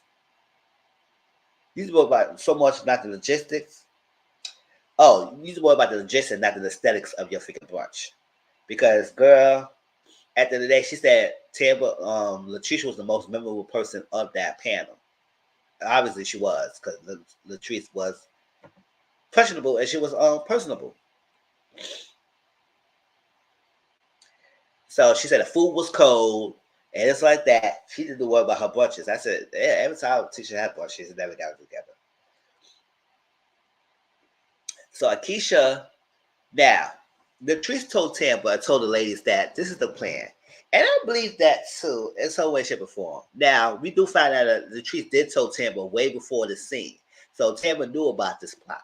So at the end of the day, when Tisha found out Akeisha was part of the thing, and I guess she got thrown out of the freaking Fairway Street project and everything, Tisha felt upset about that. She decided to make a group chat and leave Akeisha out. And she would have played a plan and make it seem like that Tambo was responsible for that. So, that's how Akeisha and Tampa had a falling out because they put the blame on Tampa, like she the one who tried to ice Akeisha out and make it seem like it was her, and it wasn't true. It was mostly Letitia. Now Latrice was in on it at the time, but she said she's like we're not friends anymore. So I said this, so people feel like she said that because she's not friends. She decided to air out Tisha thing. But we kind of find out Latrice been told the Timber this way before she fall out with Tisha. So it wasn't about that. I think she felt bad about staying on with this plan, and she felt guilty. So I said, okay, you told her. I feel like, hey, it is what it is. Let her know. Because Tisha has been doing the mess. She's been doing the most lately. I don't know what's going on because she feel like she's part of a lot of the problems, and I started to see this. And she feel like she doesn't do anything, and she's above these girls, and she tries to school the girls. I said, girl, you need to school your damn self, especially with your husband. So like that. So the fact that when she sat with the figure ex-boyfriend of Tampa with Marie, I said, oh, that was tacky. I said, first of all, Marie, I said, why you do that? And then why you so hell bent? And why the hell you feel like you agree with you believe the boyfriend over Tampa when you don't even know this guy? And the fact that Tisha sat with him too, I said, Tisha, you busted. She said, I know. Yeah, I'm sorry about that. And I said, girl, save the tears.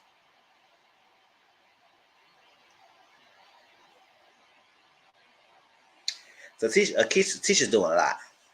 And I wish I wasn't at least wise up and realize she's the problem and get on her. It was nasty work. So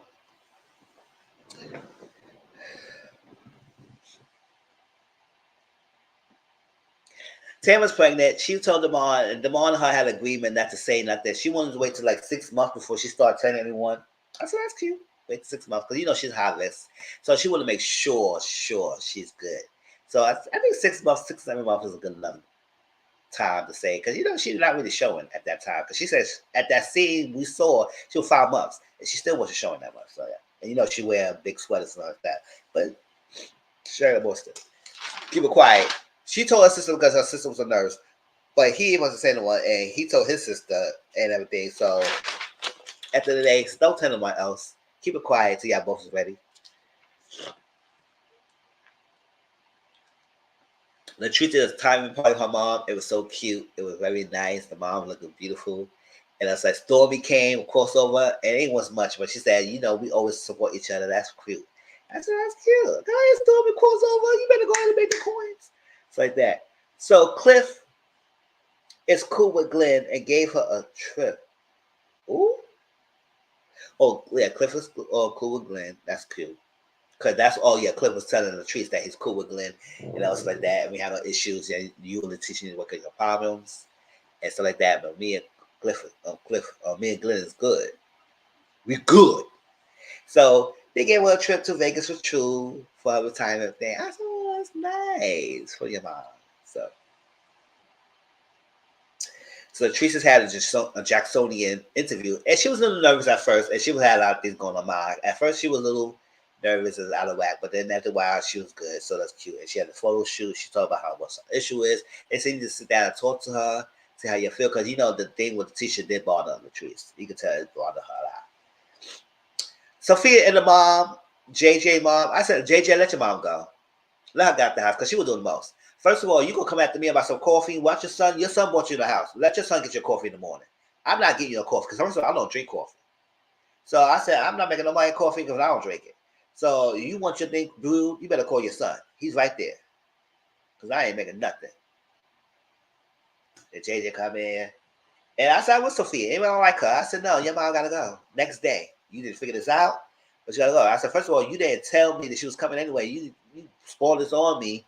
And then invited her and even had a conversation with me before she came over here. I said, no, I'm not having a parents. No, we are both adult adults. We both grown adults up in here. And we only had our parents in the house. So your mom gotta go. She said, you don't have to worry about me. Because I'm not trying to be here anymore. And this is my man. That's all right. Because she said, because Yeah, she might be putting money, but you as a head of the household, and she had to obey you. And she does. I said, oh, so you one of those? You one of those? The woman just had to buy down the bed to the woman, to the man, and the man got to make all the decisions, to make all the rules, and this and that. I said, oh, okay. Even Sophia put her own weight and making her own money too. She had to bend down to JJ. I said, who's JJ? JJ doesn't have like a balloon Duffy bag. I don't care. Time for him. Look goofy as hell. Let go that ponytail. Yeah, she couldn't stay in my house either. No, get out of here. Go somewhere else. Go where you at. Go. Bye. So Glenn and Cliff decided to have a date. And they wanted to see each other. Because I said, listen, first of all, you didn't have to lie. You could have told us that, listen, we're going to have a double date with Latrice. So Latrice, you should have told Tisha we're going to have a double date with Latrice and Glenn. No, Cliff. And the Cliff should have told Latrice that you have a double date with Tisha and Glenn. So Cliff and Glenn planned this and didn't even tell their wives that they were going to have a double date with the other person. They thought it was going to be their own date. I said, y'all would have seen each other. Y'all could have made your own date to see each other. Why the hell do you have to bring us over here, force us to see each other when we know we're not cool, for y'all to stay away from the table and go somewhere else?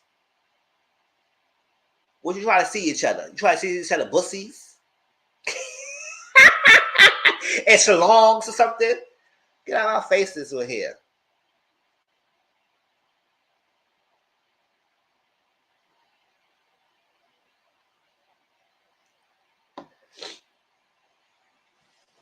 So I would say that's messed up. That was tacky. And that's how the thing ended. That's it.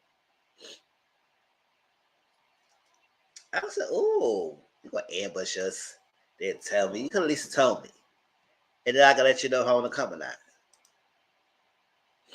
But they know that if they told her, they probably want to go. But I said, "Oh well, that's my decision. That's my decision. You can't force me." All right, y'all. I know y'all here, and this is what we will be waiting for. Let's get into this.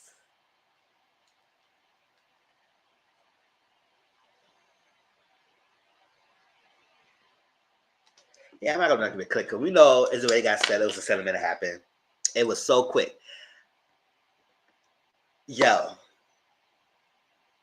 the Cassie news just blew the internet up by storm. When this Cassie did his thing, it just came out of nowhere. It was like, you know, on social media when something happened, when you constantly see the same titles over and over, I said, this must be some breaking news. What was going on? You know, the Times reported it, and a lot of other news outlet and everything was reporting it.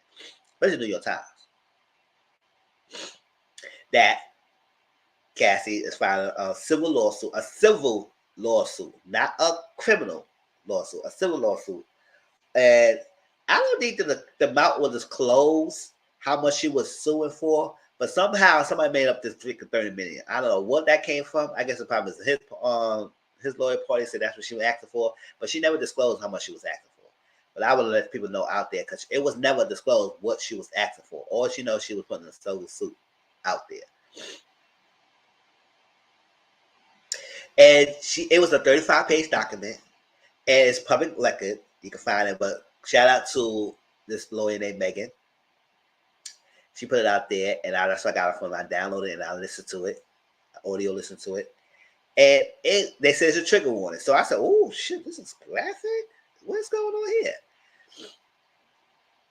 And they detailed a lot of stuff that I was like, "Wow." Especially when they got to the FO kind of stuff. I said, "Oh, not the FOs, really." So let's break down some of the key points that was on that document, and they will explain how I feel, all that stuff like that, and y'all can let me know how y'all feel while we talk about it.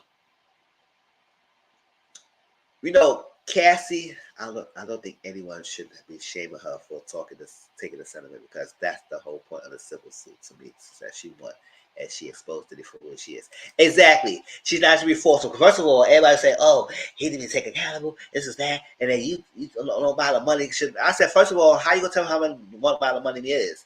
At the end of the day, it was a civil suit, and she was his employee. So yes, compensate for my damages, compensate for my pain, compensate for all my life I'm just dealing with this. And no, it doesn't take away what happened. But at the same time, let people know that this was going on. The fact that he settled so quickly like that makes it seem like it was someone doing it, and he feels so guilty about that. Because I don't care what that lawyer said. Oh, the settlement doesn't mean there's any admission of guilt. I said, so why you settled that? If you don't feel like what she said, everything was forced. Because at the end of the day, Rebecca did tell us that they had to have a time to go through all the accusations and allegations that she was making and try to say this is true or this is denied. And deny it. If deny, I gotta say why you deny it. And this is what happened. And this is the reason what it is. If you deny it, they had to make an explanation of why they denied that and what actually really happened until they occurred events. So they had a chance to go through it, look through it, see what they respond to and everything, and then all this like that. So it was gonna take a while. Because Megan, the lawyer, said this might take a minute. It was not gonna be a quick thing, but it was shocking to all of us that he decided to amicably settle. Which I feel like if you did that, it was so true to that what she was saying, and you didn't want to go through it and relive this. And maybe she didn't want to relive this either, but she was ready to it. She was ready because she put it out there. He got with her when she was 19 years old and he was 37. That's almost 2 decades, y'all, her senior.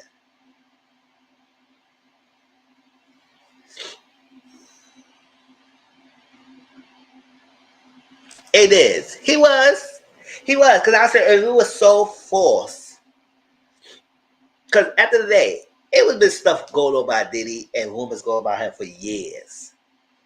How he treated. And so first of all, we got to see TV shows on how he treated his artists and stuff like that. So it's not far fetched for us to believe that he did that. Now we just don't know all the ins and outs that he was going through and what he was doing. But it's not far fetched that he had some erratic behaviors. Because we see that ourselves when he was all making the band and all this like that. He just outlet crazy outbursts he was having. So most of the times in some of the scenes he looked kind of high. Allegedly.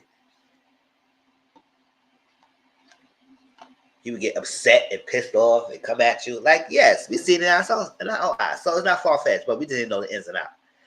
And Cassie gave us some of the ins that we was looking for and we was trying to see. Guy was 19 years old, he was 37. So what the hell you were doing 19 years old? Signing an artist. And also, he signed her for a 10-album deal. Now, for those of y'all who don't believe none of this is happening, what the hell they was doing all this time if she ain't produced none of the albums? Only one album that came out, the Cassie album, self-titled. So obviously he was doing something for her with 10 years and we didn't produce nothing but one album. Of a 10-album deal. So you just think about yourself, like what the hell he was doing with her all this time. It was sure not producing no damn music.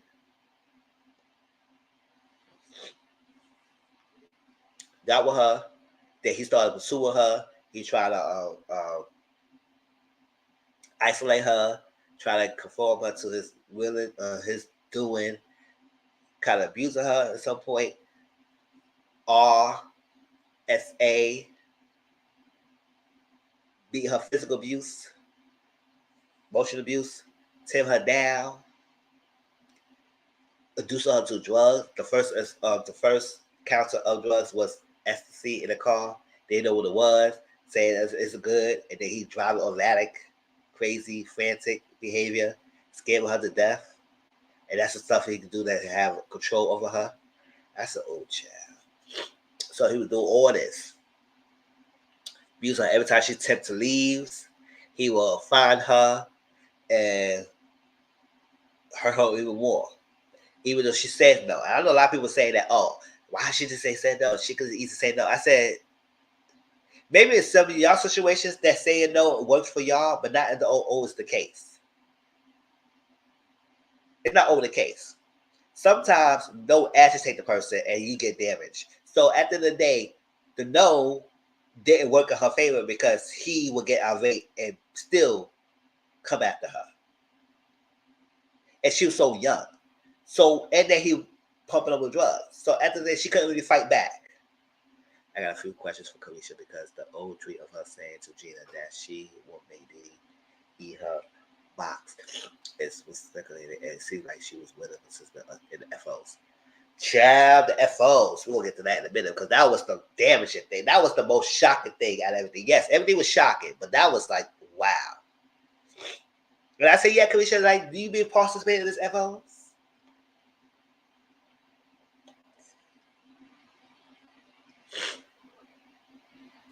Because you was condemning that other girl, the one who's speaking out about Diddy, his ex-girlfriend, and say that, oh, he would do this stuff like that. He's a girl. And you said, that's a girl.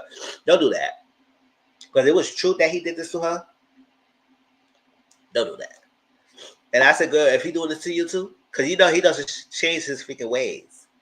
If he did it to one, he could escalate to the next one. Especially when he get away from doing this for years. It ain't gonna stop. So, because every time she tried to escape, he had staff that works benefits and stuff like that. So people was keeping a blind eye, turning a blind eye, not saying nothing, because he was a powerful. And you got to understand that in entertainment business, it was a male-dominated entertainment business, and when you saw how much power in a mogul, that nobody have dare to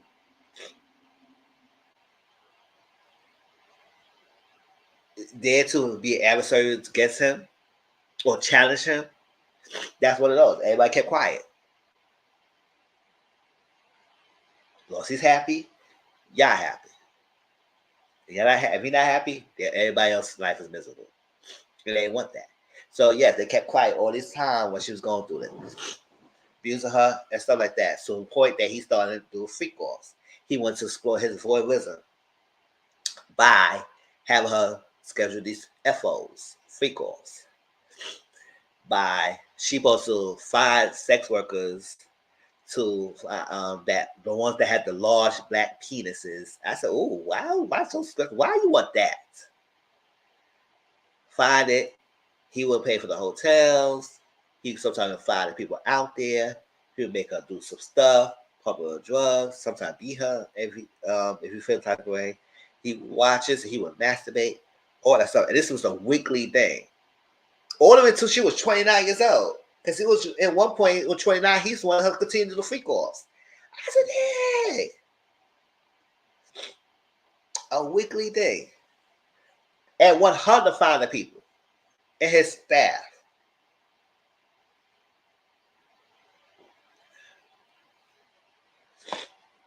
Had to touch each other, do some sexual acts, how he wanted, so he could freak off and get off. I said, that's a sick thing. Very sick. I said, oh my gosh. He was, and at some point he would awe her. When he took advances on her, kiss her without her wanted, touching her, had sex with her when she didn't want to, everything. At some point that she was entertaining some people, like for example, Kid Cudi. Oh yeah, take photos of her, take videos of the altercations. He will have records of that.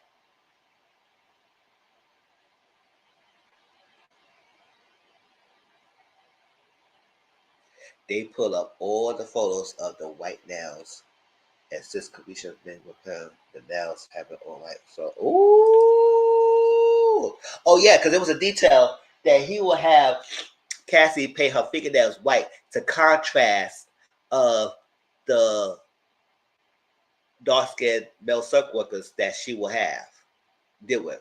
So it will contrast the skin, so he can see the difference. I don't know why type of details and meticulous that he had that kind of way, but that's what it was. That she went to say somebody that Kid Cudi, and then he would blow up the Kid Cudi car, and Kid Cudi did come out and say that it was true that it happened.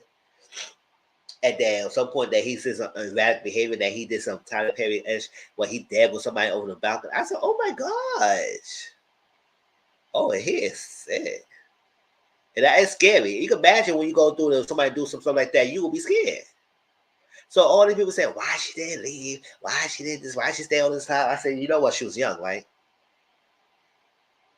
And the power of control and abuse and money and stuff like that. No, she can't escape like that. Until at some point she was able to escape or finally get away. Because now she's married to somebody else and got children with him and everything. Now she's away. But at the same time, at that point, it couldn't do it.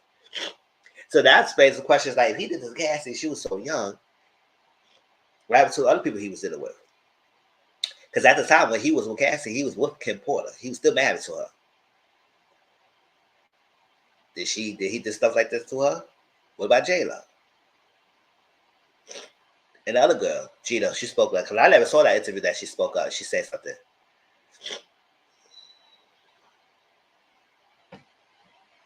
Exactly. Can't imagine doing somebody forcing me to do something like that. Especially we can't have no power control to go against him.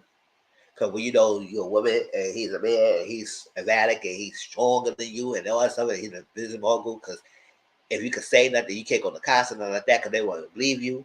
You'll pay the people off. It's like that. At some point, he would do damages in hotel rooms and he paid that thing on. Like, he would do a lot.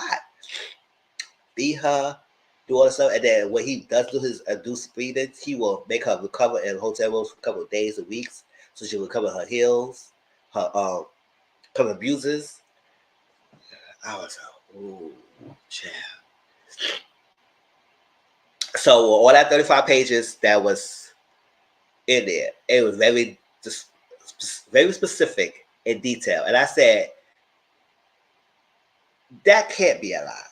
She was way too detailed and specific about everything that's happening. Mentioned some people's names, even though it was like nicknames like Kid Cudi and Strict Night and everything. You know, not their real names, but it's still when people know who recognize who they are. She was saying names. She was saying this happened, what happened, the script of this. It was very, very specific. So what she found, it was that, and it gave him a chance to spar. And to find out, like within the day, they settled. Now we don't know the amount they settled for, because it was not disclosed. They not disclose the information of what she settled for, but it was enough that she was comfortable to have this level of control over. And I say, no, at the end of the day, it was the aspect of money at the end of a civil suit. Money was always the end outcome. It was not a criminal case. Can it lead to criminal based on what information was presented out there? It could, but as the prosecutor had to prosecute a criminal case, they had to do that. The prosecutor had to do that. So that was what happened. So at the end of the day, it was all about that, and I'm glad she might find at least some closure, even though it never gonna run away, it never gonna let it go. But the information put it out there in the document that's out there in the public records, it shows it's out there. Now people can read it and can see what type of monster he is, and the fact that he settled so quickly, it does explain to us that he may have some. Because I said if it was a lie, he would not freaking settle like that. Oh, that's because he was just settle like that. So that means somebody else could put a full lawsuit. You just go put money out there and settle. Then somebody else could put a lawsuit. You put money out to settle. Like you gonna keep settling and settling it out.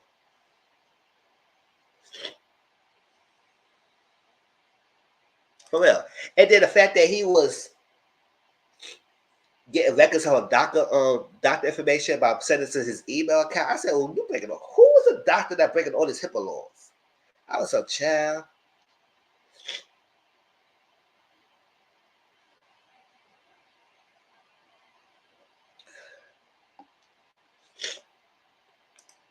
He is. Definitely is. Guilty as hell. Because you don't settle like that if he was not innocent.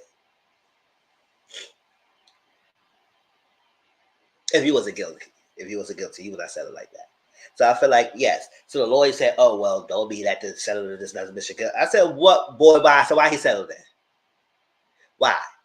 Y'all had a chance to debunk everything she said. Y'all had a chance.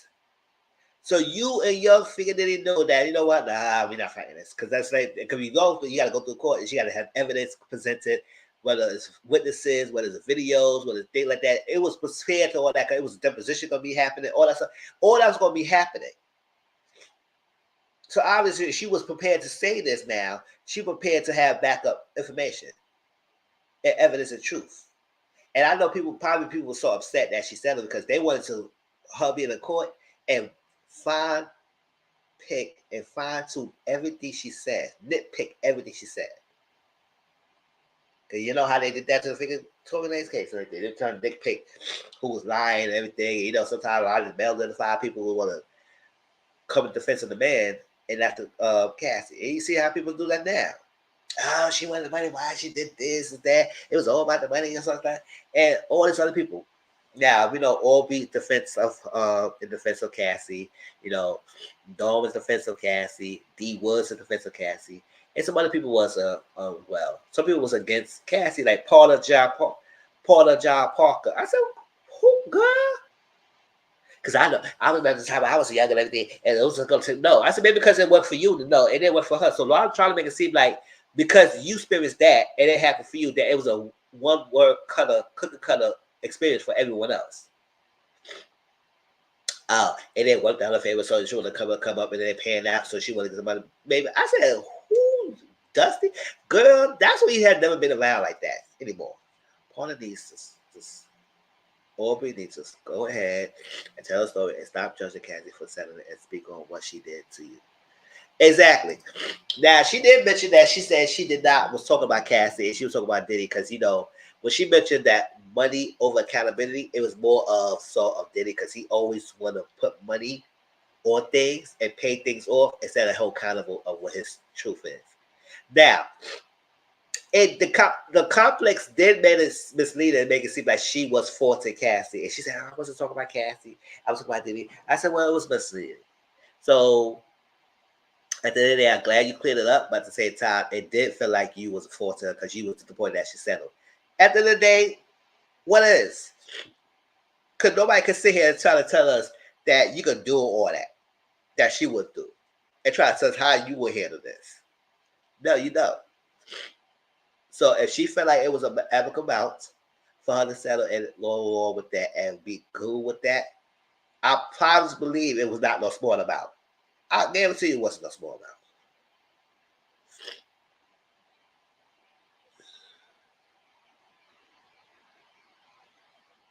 For real. Talk about all this about Cassie. I was like, girl, you got some enough to say all that. All that. So I'm just like, he would not say it so quickly if it wasn't so true to what she said. And it was a lot. It was a lot. And he had a chance to answer that. But no, he decided to settle. So it is what it is. It was always going to be a settlement at the end of the day. It was not criminal. So can this open? What I do know the Cassie did that is that it opens and leads the door for other people to come forward and speak their truth. Whether it's a civil suit or criminal suit. And it can keep at it. Because I'm pretty sure, and I'm gonna allegedly say this. As much as we hear about other stuff that he was doing to females, we heard about males too. So listen, a guy who powerful like that didn't stop at females. I was thinking like that allegedly.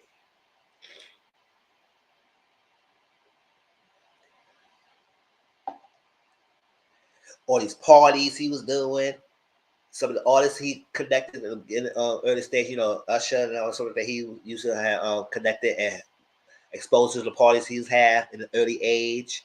Yeah, he was doing a lot. So a powerful business person like that, when power dictates, nobody can say no to you, right? You this business person.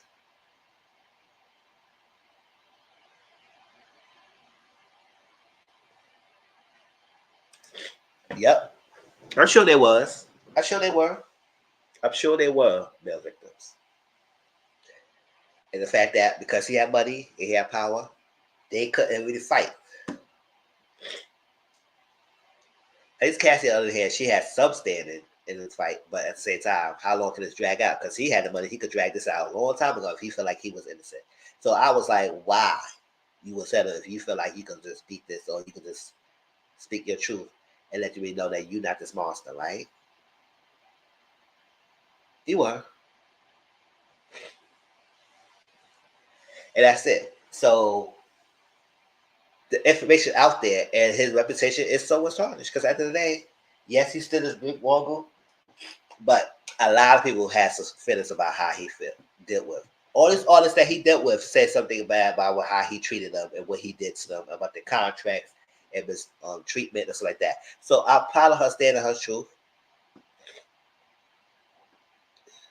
Yes, I pray that our family could live peacefully and also give other people the strength to speak up themselves.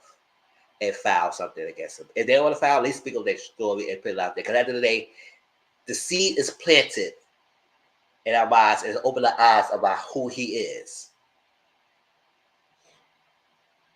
It might not be the criminal charges, but the public opinion is swayed, and we hear, and our eyes open. And maybe that's why he probably wasn't sentenced quickly. He said, listen, damn, they eat my ass up. So imagine I'm trying to drag this out.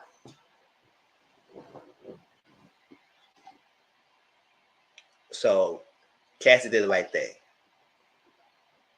And the settlement only gave her peace, but also she opened the doors for other things to be open, to be explored. And it's not going to stop here. Even though that case is done and done over with, it's not going to stop here. Because stuff might come out more about him.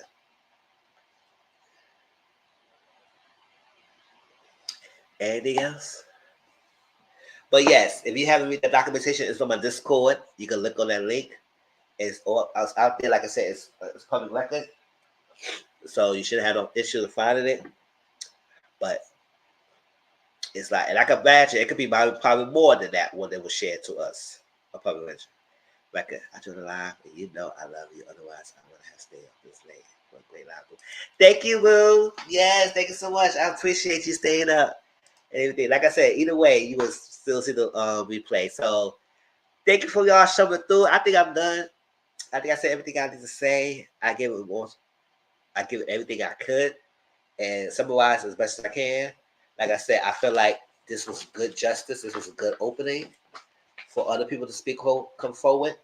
And like you said, or anybody else who want to come forward and speak their speech. Shout out to Misha. Then they sold to it. So be it. Do it. It's an evidence. There's an age now that social media is prevalent, it's vast, and information get out there quickly. So I appreciate all y'all who came through my live. Don't forget tomorrow on Monday about 8:30 or 9 o'clock p.m. Eastern Standard Time, I will do a live review of Married to Medicine and Potomac. And stay tuned for that. Hope y'all have the rest of your day of Sunday. Peacefulness. Get ready for your Thanksgiving week. It's like that. And I'll talk to you later. All right? Love y'all. Peace out.